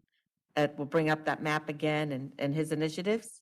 I can certainly touch on that if Let's you touch like. on I those wasn't again. intended to cover that in my report, but I can certainly do that. I think that would be great. Yeah, absolutely. So I had met with Chair Manuel several times recently, and he had shared some strategic ideas that he wants the agency to focus on over the next few years. Again, he's, unable to join us today. His daughter is getting married this weekend, so we thought we would give him the day off. All we gotta do is write checks. Right. But he asked me to introduce this information to the policy committee and then wanted to follow back up with the full board at our next meeting in January in more detail. But the map that we included in the policy committee packet is of the regional transit vision that the board adopted with Envision 2030 about a year and a half ago. This is the long-term vision of where we ultimately want to be. But the items that he wants to focus on will help us continue moving in the direction of this regional transit system. But the first item that he wants us to be sure we concentrate on is continuing work with the Regional Rapid Transit Project and the locally preferred alternative that the board adopted, which includes the dedicated lanes up to Pasco. We obviously need to identify specifically where all the station locations are going to be. This will also involve identifying all of the project elements and phasing options and pursuing any components that could be started sooner than later. And this kind of ties in to the conversation that we just had related to all the federal funding that's available and identifying opportunities to tap into any of that. Secondly, he wants us to study the best uses of the CSX corridor, which will position the corridor as a regional project and then help determine what the ultimate project will be, which is a precursor to any negotiations that would begin with CSX. Thirdly, he wants us to collaborate with FDOT on the idea of TBARTA potentially operating their intermodal centers, which they'll be constructing along with some of the work they're doing along I-275. And then finally, wants us to be sure that we partner well with HART and PSTA to make sure that all of our projects and services are planned to integrate well, so collectively we can all provide the regional network that we're striving for. Again, those were his ideas, and he's going to talk more about them in January, but certainly is open to any other ideas from the rest of the board as well. I just made the comment that, the 19 BRT study is not on here and should be, I think, in pink. But I don't know if anyone else has anything to say about the map. Okay. So as Mr. Roberts indicated, just wanted to announce that the City of Tampa has filled the vacancy on our Citizens Advisory Council or committee with Brandy Miklas, who I'm pleased to say is here in attendance with us today. Brandy is the Mobility Program Coordinator at the City of Tampa Bay. Yes. She has previously worked with Jacobs Engineering and HNTB. She has been working in the field of transportation in Tampa Bay for roughly the past 15 years. Will be a fantastic addition to our CAC. Happy to welcome her, but we will have the board affirm her at our next meeting in January. Secondly, you may recall that we partnered with PSTA this year on a continuation of their AVA autonomous vehicle pilot in 2 communities. The first was in Dunedin back in May, and they have now announced the second ribbon cutting event, which will be held in Clearwater Beach on December the 15th. I'm not sure if any of you will be able to attend, but we'll be sure to provide details for anybody who is interested. Next, I just wanted to confirm that the Regional Rail Workshop is still scheduled for the December 10th TMA meeting at the FDOT District 7 office. I don't believe the formal invitations have gone out yet, but we'll be sure that you all receive it when it's ready. Again, I know some of you are obviously on the TMA already, but hope the rest of you will be able to join us as well, even if virtually. Our next board meeting is January 21st at the Manatee County Building, as opposed to the Convention Center where we had it last year. Again, we are off in December. So January 21st will be our next meeting. We have no new future meeting topics for our agenda. So unless there are any questions for me, that concludes my report. I have 2. One, I think, I've been mentioning that December 10th meeting to all my board members. I'm hoping that invitation is going out to all elected officials that are in the TBARTA service area. Chair Starkey, I have asked that question too, because I've spoken with some of our, actually even our municipal leaders to say, do you know about this? Important. And there's still some hesitation on answering yes. So I know that I have every intention of sharing it in any way that I can. It's my understanding it'll be at the FDOT location. There's physical presence, but there'll also be hybrid participation by some chance?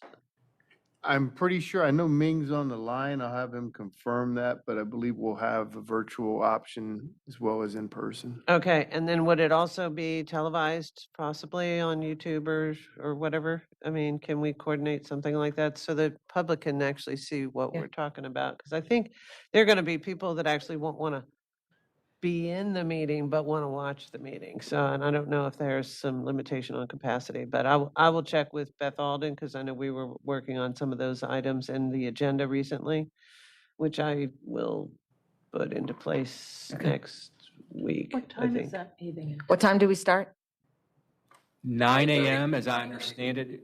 I think it was going to be 9:30, but because of the agenda growing a little bit longer, I understand it's been moved up to 9 a.m. Excellent. Okay. Mhm. And then as far as future topics, I think the mayor brought it up. I think we need to, I'd like to start exploring intermodal centers and talk about those again. So definitely want to get that elevated to a future meeting. Yes. I guess this would be a housekeeping issue, David. So we have 5 members here who traveled a great distance. What is the quorum that's needed for this meeting, and who has the ability to change that? The policy group, or is that like a state statute or something, or? It's in statute that we Okay. need a majority of board members and I'll let Alan correct me if I say anything wrong, but a majority of the board members assigned to the board, which is 15 or 15 full board members, so we need a quorum of 8. Correct? We don't have 8 today. It's 13. 13 voting board members, quorum of 7. Well, we only have, Does secretary count on that? No. No. Did you call the mayor's appointee, the councilman, in the roll call? I don't remember you calling his name. Oh, you did? Okay. I have a question. Yeah. It seemed as though there was somewhere in the statute that it would indicate for regional meetings over a certain number of counties or distances, there is a waiver of the in-person quorum. For example, Attorney General's, Moody's, Commission on Human Trafficking, the statewide human trafficking is virtual. They don't have in-person quorums, but they do vote on things. So is it possible that, given the size of TBARTA's footprint, that there might be an opportunity to take advantage of that in-person waiver? We would have to request, which we have, I think, 2 years in a row, an amendment to this TBARTA statute. And the legislative staff was not very receptive. I don't know if Ron is still on the meeting and he could speak to it, but we did try to get the statute changed to allow a quorum to consist of people who attended virtually. But unfortunately, the legislature was not very receptive to that change. My concern, though, is that there is a place in the statute that sets a certain provision that's not a waiver, just a provision for boards that are over a certain amount of distance. And I don't know what that is, but I was curious if maybe TBARTA might fall into that category. Yeah, it doesn't apply to TBARTA. Okay. Oh, here, and I see Ron's piping up over here. So go ahead, Mr. Pierce. Yeah, I was going to say, Commissioner Overman, we've tried the last 2 years in Tallahassee to, change our enabling act to allow us to do a hybrid, change the quorum requirement. And not only did we get pushback from staff, but we also got a lot of pushback from House and Senate leadership, just from the fact, even though we are a regional organization, that since we're an organization that has a budget and we vote on projects that involved potentially local, state, and federal dollars, people that are appointed to the board, these are their words, not mine, should want to show up and be a part of that board. And they're very unwilling to change anything equating to a quorum requirement, or more importantly, anything that would be some type of a hybrid virtual meeting as well. That is just such a shame. One of the things that Ron pointed out is they did change, and I can't remember if it was in South Florida, but they did change the quorum requirements for another regional committee in another part of the state, and we thought we could use that to our advantage, and that didn't get any legs. The other thing I would point out, part of the issue, of course, is that the governor has 2 appointees that are vacant. And has been day And one. has been. I think we have one for- teed up. I've been texting with Ron and hopefully we'll get this person on soon. Right, Ron? Yes, ma'am. I don't want to wait till after session just for these reasons, Ron. So I don't know if we can speed that up. Okay, Do we have the address of the meeting in January? it's Manatee County. Yeah, I know that, but Manatee County is a big place. Yeah, it's 1112 Manatee Avenue West in Bradenton. It's their county administration. It's a at ways. the end of your board agenda. It's at the bottom. Might It spend the shows the night in address. Manatee County. Yeah. Okay. All right, is that the end of your report? It is. Okay, and now we will have a presentation by Brian and Scott. Don't see Scott. Good morning. At the October board meeting, Commissioner Starkey asked staff to put together a presentation for the benefit of our new members to kind of go over some of the projects that TBARTA is involved in. And she also specifically asked that we include in this presentation some historical context of where did this regional rapid transit project come from. So we're going to tackle this in 2 parts today. I'm going to cover the bigger picture of TBARTA.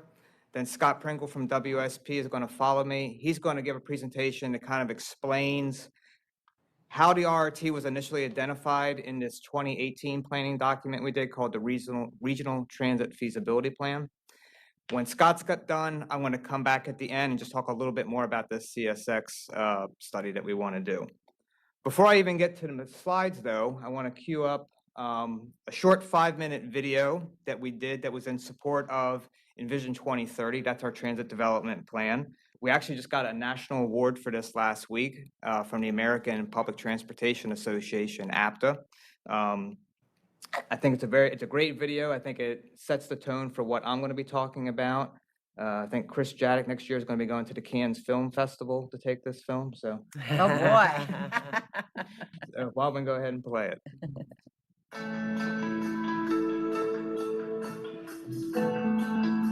It's another beautiful morning in Tampa Bay, one of the world's best places to live, work, and play. More than just a community, we're a vibrant and diverse region of nearly 3.5 million people who can't always get where we want to go. Crash on Adamo Drive, that'll be westbound to 78th Street to watch out for. Like many growing areas, Tampa Bay needs and wants world-class regional transit to connect people and places. But unlike others, we've yet to figure it out. I hate driving down 275. I don't go to Tampa, like downtown Tampa. I don't go to West Shore area and all that in the mornings when I can avoid it. I rarely go because if I'm going to go there in the morning or try to come back from there in the afternoon, there's way too much traffic. Hello, I'm John Wilson. I've lived here more than 35 years. For me and my family, this is home, and it always will be. But we have to do something about transportation. It's become an issue for all of us. While this is such a good place to live, it could be great if we work together as a region, as one Tampa Bay area. And when it comes to transportation problems, that's exactly why we have TBARTA, Tampa Bay Area Regional Transit Authority, serving Hernando, Hillsborough, Manatee, Pasco, and Pinellas counties. Created by the Florida legislature to improve economic vitality through regional transportation. And now, there's a plan. Envision 2030. TBARTA's vision to develop a region-wide, world-class transit network over the coming decade. I think it is the best option for us to continue to be a place where people who want to work, live, and raise their families. And we are Americans. We are part of the economy. We vote. We have places to go. We work. We need to get to work. Access to jobs. It's a fundamental goal of Envision 2030, to improve regional vitality by getting you where you need to go, quickly, economically, and safely. Tampa Bay already has a strong alliance of local transit providers, each committed to best serving local customers. But increasingly, more of us need to cross county lines to get back and forth to work. Each weekday, nearly 1.5 million people drive or ride in cars county to county. The objective of Envision 2030 is to work with local transit providers to better connect all of us across the entire Tampa Bay region. Public transportation is a great thing. I mean, if you live in a large area, this is actually a fairly large area if you want to look at the entire area, and it's great.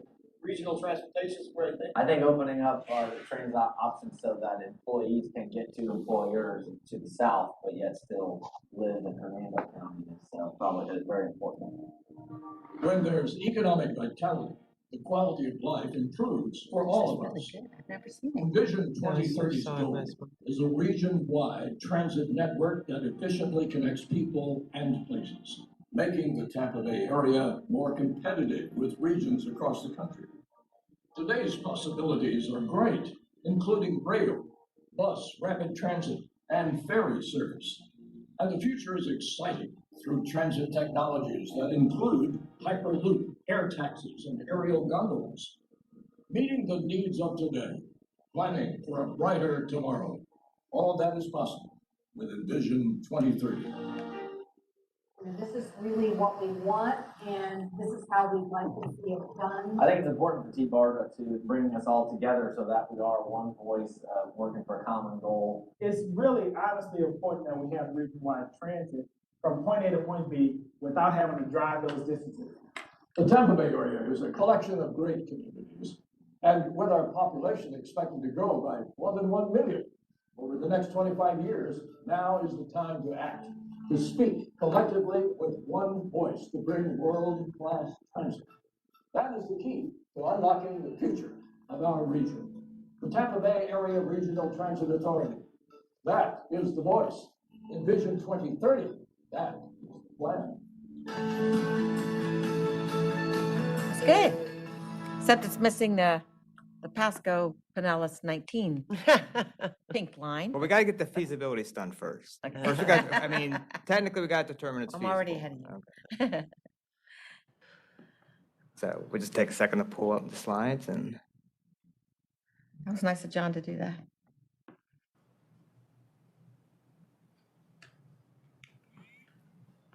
Okay, so every transit agency in Florida is required to do what's called a transit development plan, or a TDP. It serves as a strategic blueprint for that transit agency over the next 10 years. It's also a marketing and promotion tool that agencies can use to point to these are the projects that we're working on. When TBARTA became a transit agency in 2017, we became responsible for developing the first regional TDP for the Tampa Bay area, and we call it Envision 2030. So when we developed Envision 2030, we worked closely with our regional partners, namely the 5 local transit agencies. We worked with the MPO chair, the MPO Chairs Coordinating Committee, which since then has been renamed to the Suncoast Transportation Planning Alliance. And of course, we also work with Fpta. We did significant public and stakeholder engagement for the TDP. We reached more than 10,000 people using the various techniques you see here. So we had social media campaigns, we had stakeholder workshops, presentations. All of that input that we got from the public and stakeholders fed into what's going to be called the Regional Transit Vision, and it impacted our priorities for implementation. As a regional 5-county agency, TBARTA, we have really 2 priorities. One is to increase the amount of regional and local dollars coming to the Tampa Bay region for transit. And second, building a region-wide consensus on how TBARTA can best support the incremental implementation of that vision. Are we there yet? No, but that's why, for example, we're developing this memorandum of understanding with all of our members so that we can formalize local contributions to TBARTA, and then we can go to the state and use that MOU to get the state to match those local dollars with state dollars, and more importantly, match them in a way that doesn't hurt the local transit agencies.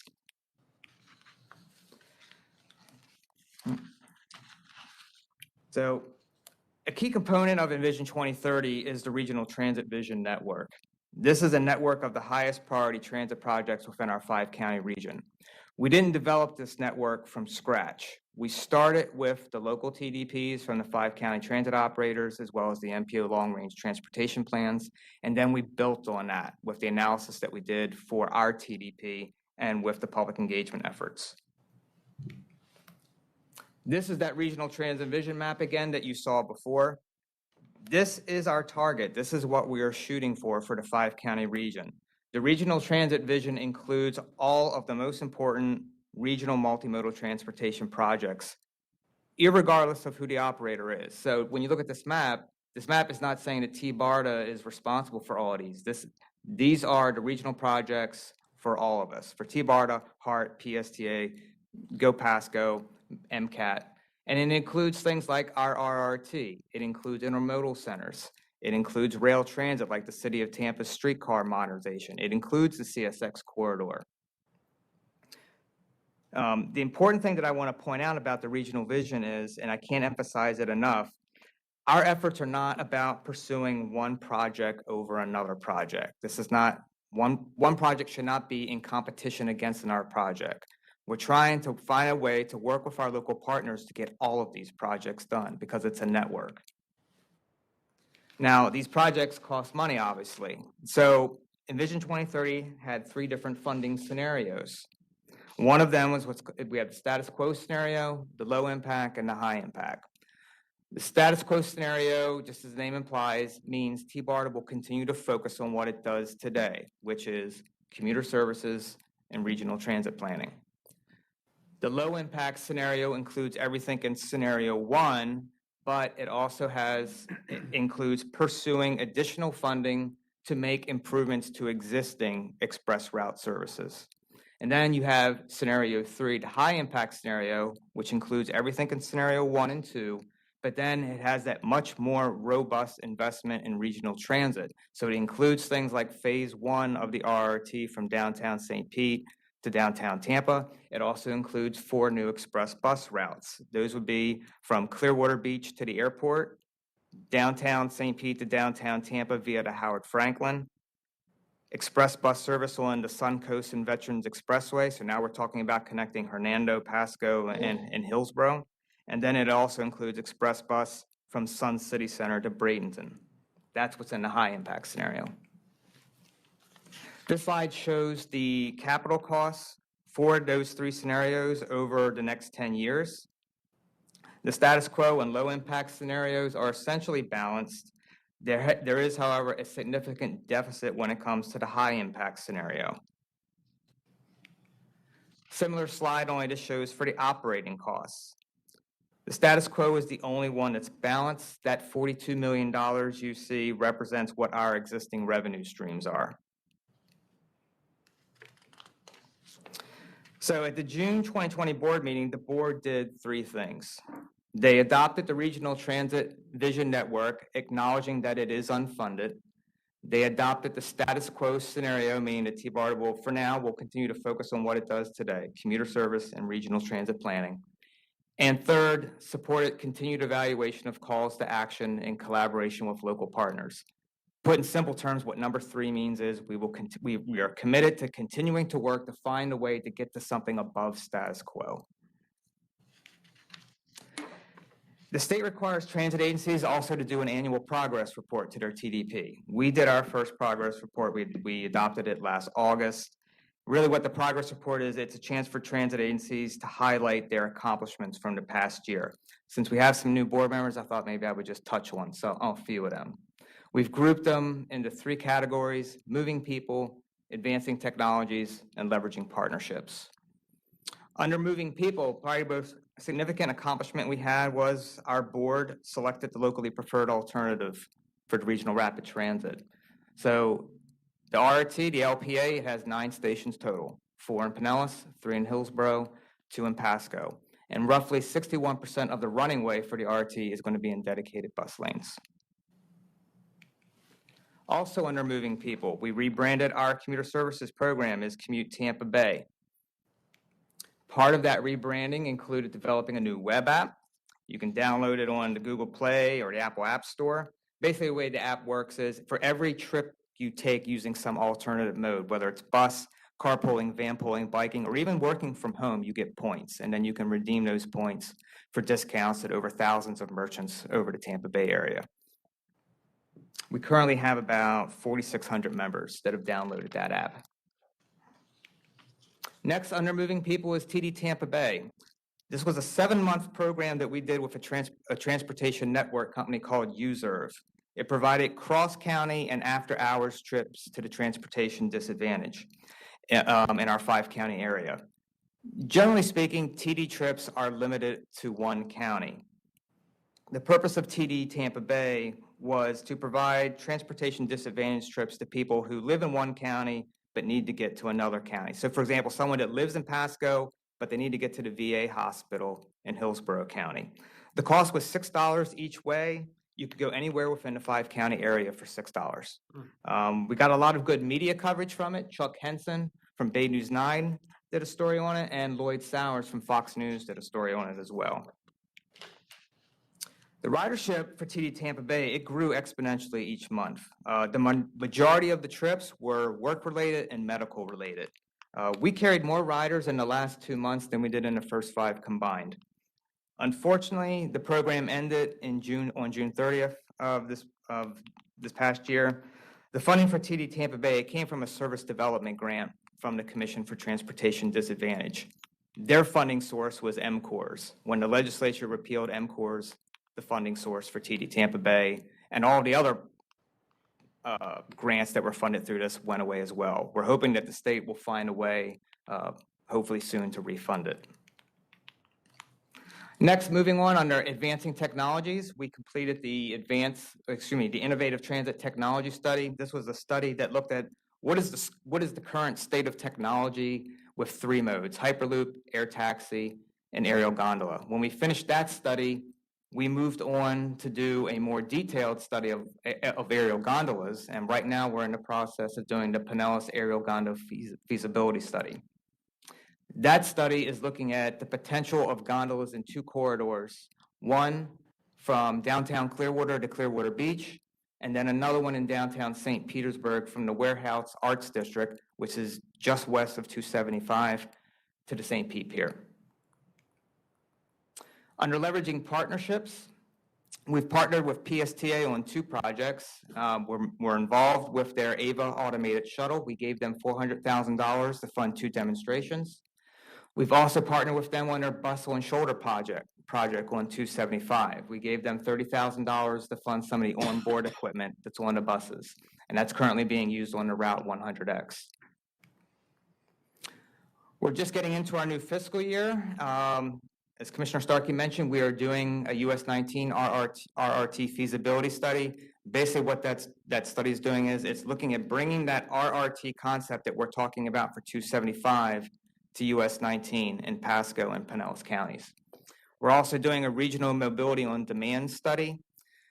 Transit agencies across the nation right now are looking at mobility on demand. Generally, the way MOD works is you establish zones, you book your trip with an app, and a bus, sometimes it's a very small bus, it could be even a van. It will pick you up and you can travel either anywhere within that zone or from one zone to another zone. What this study is doing is saying, can this MOD concept be applied on a region-wide basis? That is the big picture. I'll come back to that later. Let me back up. That's the big picture at TBARTA. I now want to hand things over to Scott, who's going to give you kind of some of the historical context of the RRT. Good morning, TBARTA board. Scott Pringle with WSP. Thank you, Brian, for the introduction. As indicated, I'm going to give a little bit of background on the Regional Transit Feasibility Plan, which ultimately led to the Regional Rapid Transit Project that we've been working on over the past several years.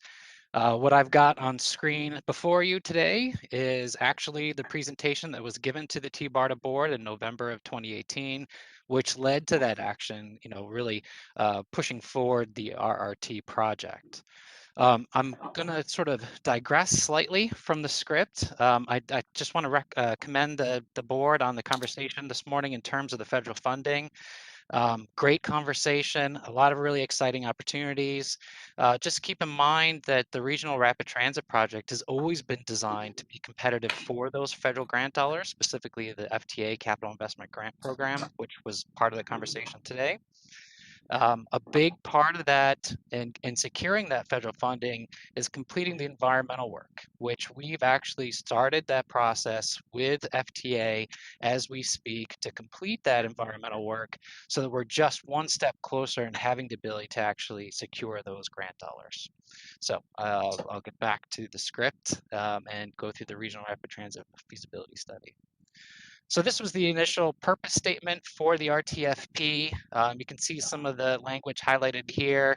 Simply put, the focus was on regional and making sure that not only do you identify a regional vision network, which is now part of that 2030 Envision plan, but also identify of that which projects were most competitive for those FTA dollars and some of those near-term low-hanging fruit that could be implemented today. So a big conversation at the time, got a lot of traction with folks, was the fact that, you know, in that 2016 to 2018 time period, we had a lot of planning studies on the shelf. Unfortunately, at that time, we had not had a success in drawing down those federal transit dollars. You can see the number of planning studies, 55 plus. Today, we probably added a few more planning studies to the list, but you know, with PSDA's success on the Sunrunner project, we do finally have our first project that has secured those federal dollars. So that's very exciting. These are the goals that drove all decisions related to the RTFP. Again, you can see a common theme here. We're talking about, you know, the ability to serve the region, projects that were top performing and the ability to compete for those FTA transit dollars.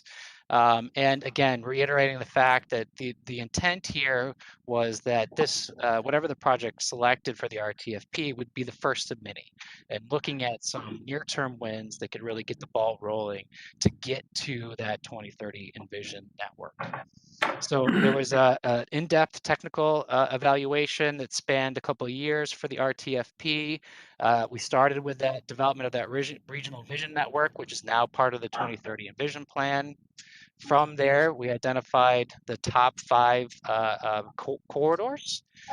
No surprises here. I mean, as you look at those top 5 corridors, they're, as you would expect, they're all the corridors that are connecting our major downtowns and major employment centers. But from there, we got into a lot more detail in terms of what projects could be on those corridors. And by that, I mean, is it a rail project? Is it a BRT project? And really, there were 2 projects that really rose to the top. Specifically, what is essentially the Regional Rapid Transit Project today, which is on 275 connecting the 3 counties, but also a really strong competitor in a top project was the connection between the USF area and downtown Tampa using the CSX rail corridor and looking at a very high frequency urban rail, light rail type of concept. So as you can see here, these were the 2 ultimate projects identified from the Regional Transit Feasibility Plan. You can see that even in terms of the I-275, what we called Rubber Tire Project at that time, which is now the Regional Rapid Transit Project, we've had a lot more work done on that. So you can see the difference in cost. The locally preferred alternative for the RRT that the board approved is in the order of $150 million to construct. So obviously quite a bit less than we're anticipating during the RTFP. From there, we started having a conversation about those 2 projects and which one would sort of be the first of many, like I mentioned before, that gets us to that ultimate goal of that regional vision network. The CSX corridor, a great project. It's been part of our regional conversation for many, many years, and it does an amazing job of really connecting essentially what is one of our highest transit markets in the entire region, which is between USF and downtown Tampa. But we also evaluated and compared the regional rapid transit concept, which you can see here. It really does a great job of connecting our downtowns to our major employment centers, and it does provide service across the 3 counties. And ultimately, I think that's where the decision from the TBARTA board really focused on, was the fact that with this amazing opportunity to partner with District 7 and the state to help implement the Regional Rapid Transit Project, you could have something in place relatively soon that connects all 3 counties and all those employment centers in those downtown areas. Now, we had a significant amount of outreach and conversation during the RTFP, which continues to this day through the RRT project. You can see the amount of outreach that we did here, including some endorsements from local leaders. We did some preference surveys, not statistically valid, but preference surveys, where we heard mostly from the public was they liked the idea. It's a great start. A lot of folks wanted to see more. In addition to that, we had a number of independent reviews of the Regional Rapid Transit Project, everything from the ULI to Qatar to a couple of international organizations. And as a result of that independent review, we've actually addressed a lot of the comments and input we got from those reviews in the Regional Rapid Transit Project. And so, where we ended up is that, like I said, at that November 2018 board, the board did approve to support the recommendation to move the Regional Rapid Transit Project forward. And that's where we are today. So like I said, we've been working very hard on the Regional Rapid Transit Project for the last couple of years. And excited to hear everything, the great news about the infrastructure bill. And I do think we have an opportunity to leverage some of those dollars. Thank you, Scott. And if we could go back to my presentation, I go to one last slide. Chair, can I ask Scott a question? Yeah, let's let him do his one last slide and then. And then, yeah, I just got one more thing to show you and then open it up for questions. So I just want to wrap this up with, and we've already talked a little bit about this CSX study that we want to do. As I said earlier in my presentation, when I show you the map of the Regional Transit Vision Network, our efforts are not about pursuing one project over another, but figuring out how to do all of them. And the CSX corridor is certainly part of it. I mean, it's part of the Regional Transit Vision. We wanted to bring before the board today a resolution directing staff to conduct a mode agnostic assessment of the best uses of the CSX corridor in all 5 counties. Since we don't have a quorum today, we'll bring it back to you when we meet again in January. But really, and I think David already mentioned this study would be a precursor to any negotiations we do with CSX. Because if we're going to try and get the state to entertain the idea of purchasing the right-of-way from CSX, FDOT needs to know what's the project. Hillsborough County definitely has an interest in rail, but what's the best use of the corridor, say, in Hernando County? We don't know yet because that hasn't been studied, and that's what this study will do. And with that, now I'm done, and I'll open it up for your questions. All right, Commissioner Overman. Thank you. And Scott, it's good to see you again. It's been a while. Good to see you. And as we heard at the last TBARTA meeting, the rail project, the comparison to the rubber wheel project has a couple of hiccups in the sense that, CSX is only going to give up what they want to give up, and partial lines doesn't really work. And so the comparison for the rail project kind of didn't really fully address that from my perspective, in the sense that we weren't going to just have that access to that piece to make it really work. And so what I'm really looking forward to at December 10th is to have that conversation and having this assessment of the lines, of the CSX lines, where it is, its condition of the rail, the analysis of the right-of-way and what's possible, because as you can see from the map that's here, these lines go everywhere we want to go. They literally go everywhere we want to be. But balancing the freight and commuter service is a challenge because of technology considerations, and how to negotiate partial lanes or partial rack or partial rail lines or shared rail lines is oftentimes what we've heard is complicated. So I'm looking forward to this, this resolution coming back to us. And it might be even better to have it come after we meet on December 10th to really look at what I perceived was going to be, commuter rail planning for dummies, so that we could figure out what the process is, what the funding mechanisms are, how the partnerships work, and where the Rubik's Cube of funding planning has to occur, because that was what I saw we had to look at in this particular study. And comparing the rubber wheel to the rail project in that particular case, both of them seemed good. I wasn't on the TBARTA board when we decided which one we were going to choose. But I do think that there is a reason to relook at that situation, because that having this assessment would help flavor what the comparison that we had seen in the past. Question I have for Secretary is, in Scott's presentation, he showed the RRT running down 275 on a hard shoulder. And given we haven't moved forward on the 275 corridor north of Hillsborough, in terms of it, is not funding or not expanding 275 north of Hillsborough going to compromise the ability to move forward on that RRT?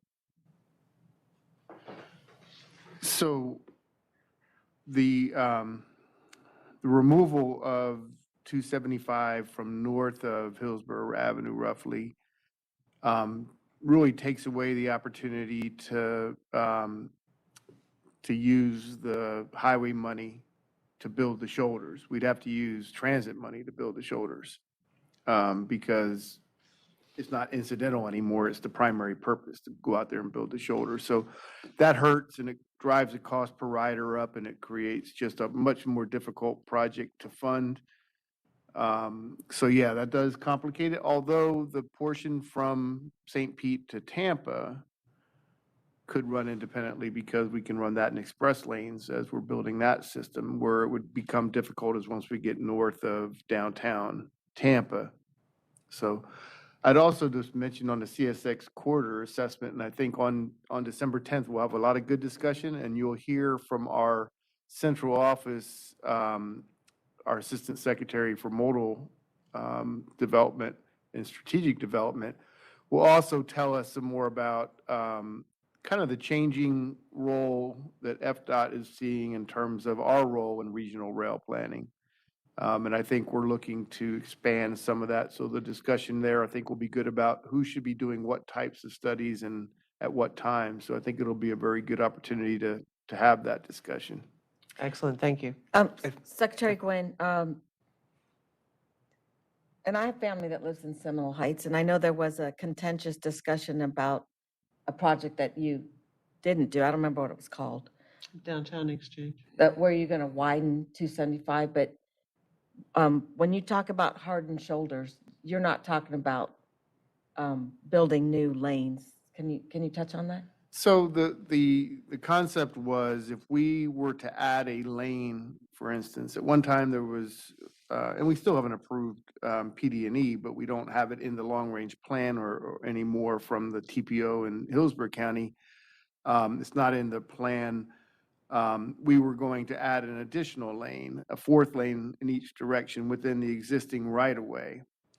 But then as part of that, the shoulder would be, instead of having our standard 10-foot shoulder, that's typically a lesser depth pavement, we would, as an incidental cost, because the incremental cost isn't that great when you're already out there doing all the other work, we would make it a more robust shoulder and make it a few feet wider so that they could accommodate the transit on the shoulder. And so that cost would be covered under our project and wouldn't have to be part of the application for the transit funding. But you wouldn't be taking out any neighborhoods along the corridor? No, the lanes would get a little closer in some places to the right-of-way line, but it would still be within the existing right-of-way. And then, of course, as part of that, we would try to do the noise walls where they're justified, which is most places where there's homes. So that's our hiccup, yeah. So something else I want to add, if for whatever reason Hillsborough County decides it just does not want hardened shoulders on the north part of I-275, it's not just a matter of funding. What it would also mean is that the bus would have to be in the general purpose lanes. And if it's in the general purpose lanes, that's going to affect the bus travel time, which in effect affects the ridership that you're going to get, which affects how effective the project is. Because we have to submit this project to FTA, and they're going to look at, well, how cost effective is this? It could be that the decision to force the bus into mixed traffic means that you really don't have an effective project anymore. Yeah. And you've kind of like shot yourself in the foot. So it's, yes, funding is one issue, but there's also the issue of how effective of a service would this be if you're going to force the bus to be in mixed traffic from Pasco to Tampa. Yeah, it takes us out, for sure. Question. Yep. I know we're talking about 75 and 275. Are we also talking about this for the veterans? Because in Hernando County, our majority of our population is in the southwest corner. So getting to 75, if you're not going 50, it's not generally a pleasant trip, but thank you guys for widening 52. That will help, but I mean, the majority of Spring Hill, which is where our population is going to probably want something along the veterans. So are we looking at rapid transit there or van pool? I mean, is that probably still the best? Well, in the regional transit vision, and I think I had mentioned in the mid-level scenario, or no, excuse me, there was a high-level scenario that included funding express bus service on the express and on the Suncoast and on the veterans. So these would be buses that would be operating on the toll lanes. It would kind of almost be similar to what you have down in Miami with the 95 express lanes. Okay. And then we, as we look at 19, you know, that, I'm sure we can expand that one day to your county, but you know that property's being sold on the 75 corridor in your county. Yeah. So what's happening to us is going to happen to you, especially because our rents our costs are going so high. It's going to, sadly, it's going to come to you, so. We had an 11-hour meeting on Tuesday with 4 developments and 2 other special exemptions and 1,000 homes on the agenda, so. Yeah, it's coming. So just so you know, last month, Pasco County issued 900 single-family home permits, the most in the country, beating Dallas, Fort Worth, and the Sacramento region, so. Dear Lord. Yeah. But so the main point of this presentation today was for our new members, just to kind of get you up to speed on what TBARTA is involved with. So I hope between my presentation and Scott's that we've done a little of that and that you're. Thank you. All right, yeah, that was very good, and I'm sorry our other new members aren't here to see it, but maybe you'll be giving it to them and our 2 new governor appointees when they come on. I think they need to hear that presentation as well. Absolutely. Yeah, and it was a very good refresher for me. So, okay, let's see where we are. Old and new business, future meeting subjects. Okay, I think we're good. Oh, it is the mayor's last meeting. Well, maybe you can be a governor appointee. Go for it. I don't think so. I don't think that's gonna happen. Oh, well, shoot. Well, that's a Well- shame. I just got here. You can't be leaving now. Any comments? No, bless you. So obviously, I mean, I think for this region to continue to grow, to continue to compete against other regions around the country, we have to nail transportation. We have to get this down. We cannot continue, as has been said over and over again, doing the same thing for the next 50 years. If we do, we're going to fall so far behind other areas of the country that it's going to be very problematic. So I just want to encourage all of you all to keep your foot on, no pun intended, keep your foot on the gas. Don't let up. Let's bring some of these projects home, especially now that there's some funding, it looks like, that may be available. And that seems to have always been the biggest stumbling block that we've had is money. Which typically is a stumbling block for so many projects, but with the federal government dollars that potentially can flow down here, we need to make it and make it happen and take advantage of those. And as the suburbs are growing like crazy, and the time it takes to bring a project home if we don't act in 10 years, we're going to be gridlock. We really are. We have to do something. We have to do something. Thank you for mentioning that. Mayor Kreisman, I'm sorry that I wasn't here long enough to really have this conversation, but I did want to share with you, you know, now that I'm chair, seems like a lot of things these days, but chair of the Board of County Commission for Hillsborough County, but also I'm chair of the TMA. And on the Heart Board. One of the things that I have pushed our staff and our new CEO at Heart is to really look at these funding opportunities as an opportunity to really aggressively look at how we can apply for those funds, but how critically important it is for Hillsborough County to move forward with a recurring revenue source that we know we don't have without the surtax and with only a small ad valorem for funding our transit. So the partnership we have with Fpta is very important, obviously. That's one of the reasons why I wanted to have the meeting that we're having in December, is really to focus on how do we work together as a region, but where are the building blocks and where are the opportunities? Heart, for the first time in its history, is working on a strategic plan with a goal of having that next December, not this one, but next December, for the first time in the agency's history. Because we recognize if we don't know where we're going, we'll never get there. And working on that is looking at not only how we deal with our local transit deficits, but then how do we connect those local, those local transit lines to a grander scale, whether that be the efforts here at TBARTA, whether it be, connecting to rail, connecting to RRT, connecting in other ways. So I'm committed to that process. And so I will be calling you just because you're not on the board. And actually, now that you're not on the board, I can call you. So that's a good thing. But I echo your concerns and your desire to see us move forward, because we honestly, as fast as we're growing, we can't afford to not. And I appreciate the work you've done here so far. Thank you. Commissioner Long.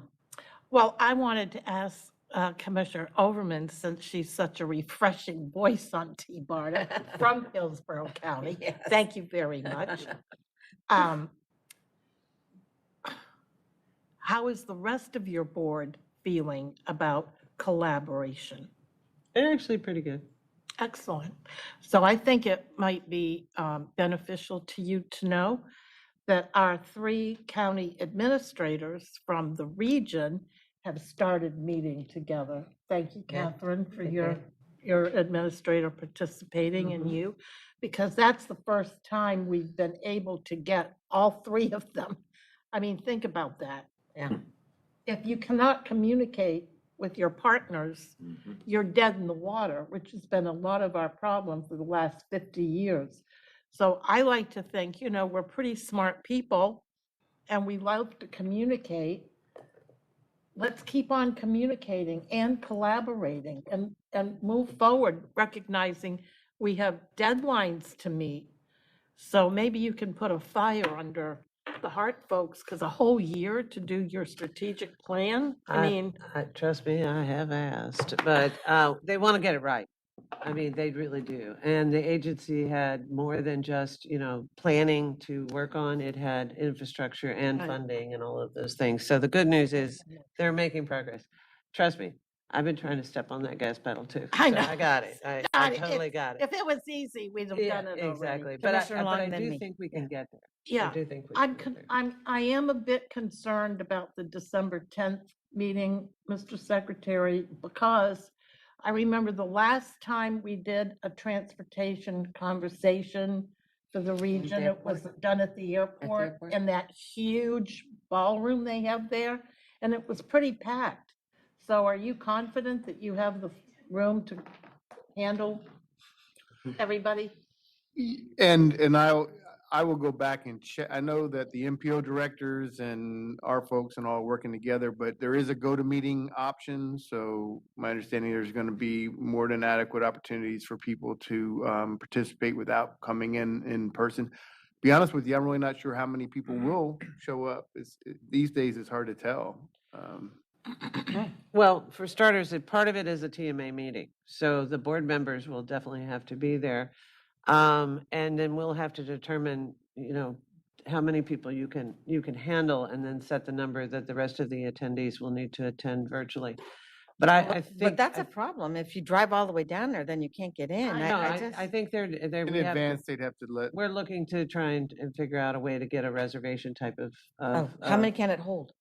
That's, I did not know that number. I'd have to get the numbers. I think they had told me 100 and some, but I don't remember the exact number. Yeah, it's in the auditorium. It's in a big auditorium. Not the room we Okay. normally meet in. so. Okay, I feel better. Yeah, I was doing the same kind of freak out too, so. We should be okay with 100, don't you think? Say one more thing. Yeah, and the CACs, I hope we're all invited, everyone on a CAC. Yeah, last thing I wanted, I just thought about this, the ferry service, and appreciate the support from FDOT that we've had on the service, but, this partnership of the four governments, my understanding is that the numbers that we're seeing this year show how much our communities want to use other modes of transit. And- Anything but traveling the bridge. Yeah, and I'm hearing our numbers have been just unbelievable this year. Excellent. Yeah. We have family members coming down next Friday to come to Tampa to take the ferry to St. Pete to go to the quilt exhibit at the museum. So they're all planning that big day. Nice. It's So, fun. yeah. It's so much fun. Did you have something more you wanted to say? We're all good? All right, great meeting again. Oh, David, go ahead. Just want to thank Pasco County for hosting us today. Sorry, it's Our freezing in here. Annual meeting up here, and I want to thank Pasco County staff for helping with all the technology and making sure our presentation worked well. And it's not an easy effort to bring in new groups for things like this, but big thank you for you. Thank you. All right, thank you, everybody. Happy Thanksgiving. Yes, Adjourned. don't eat too much.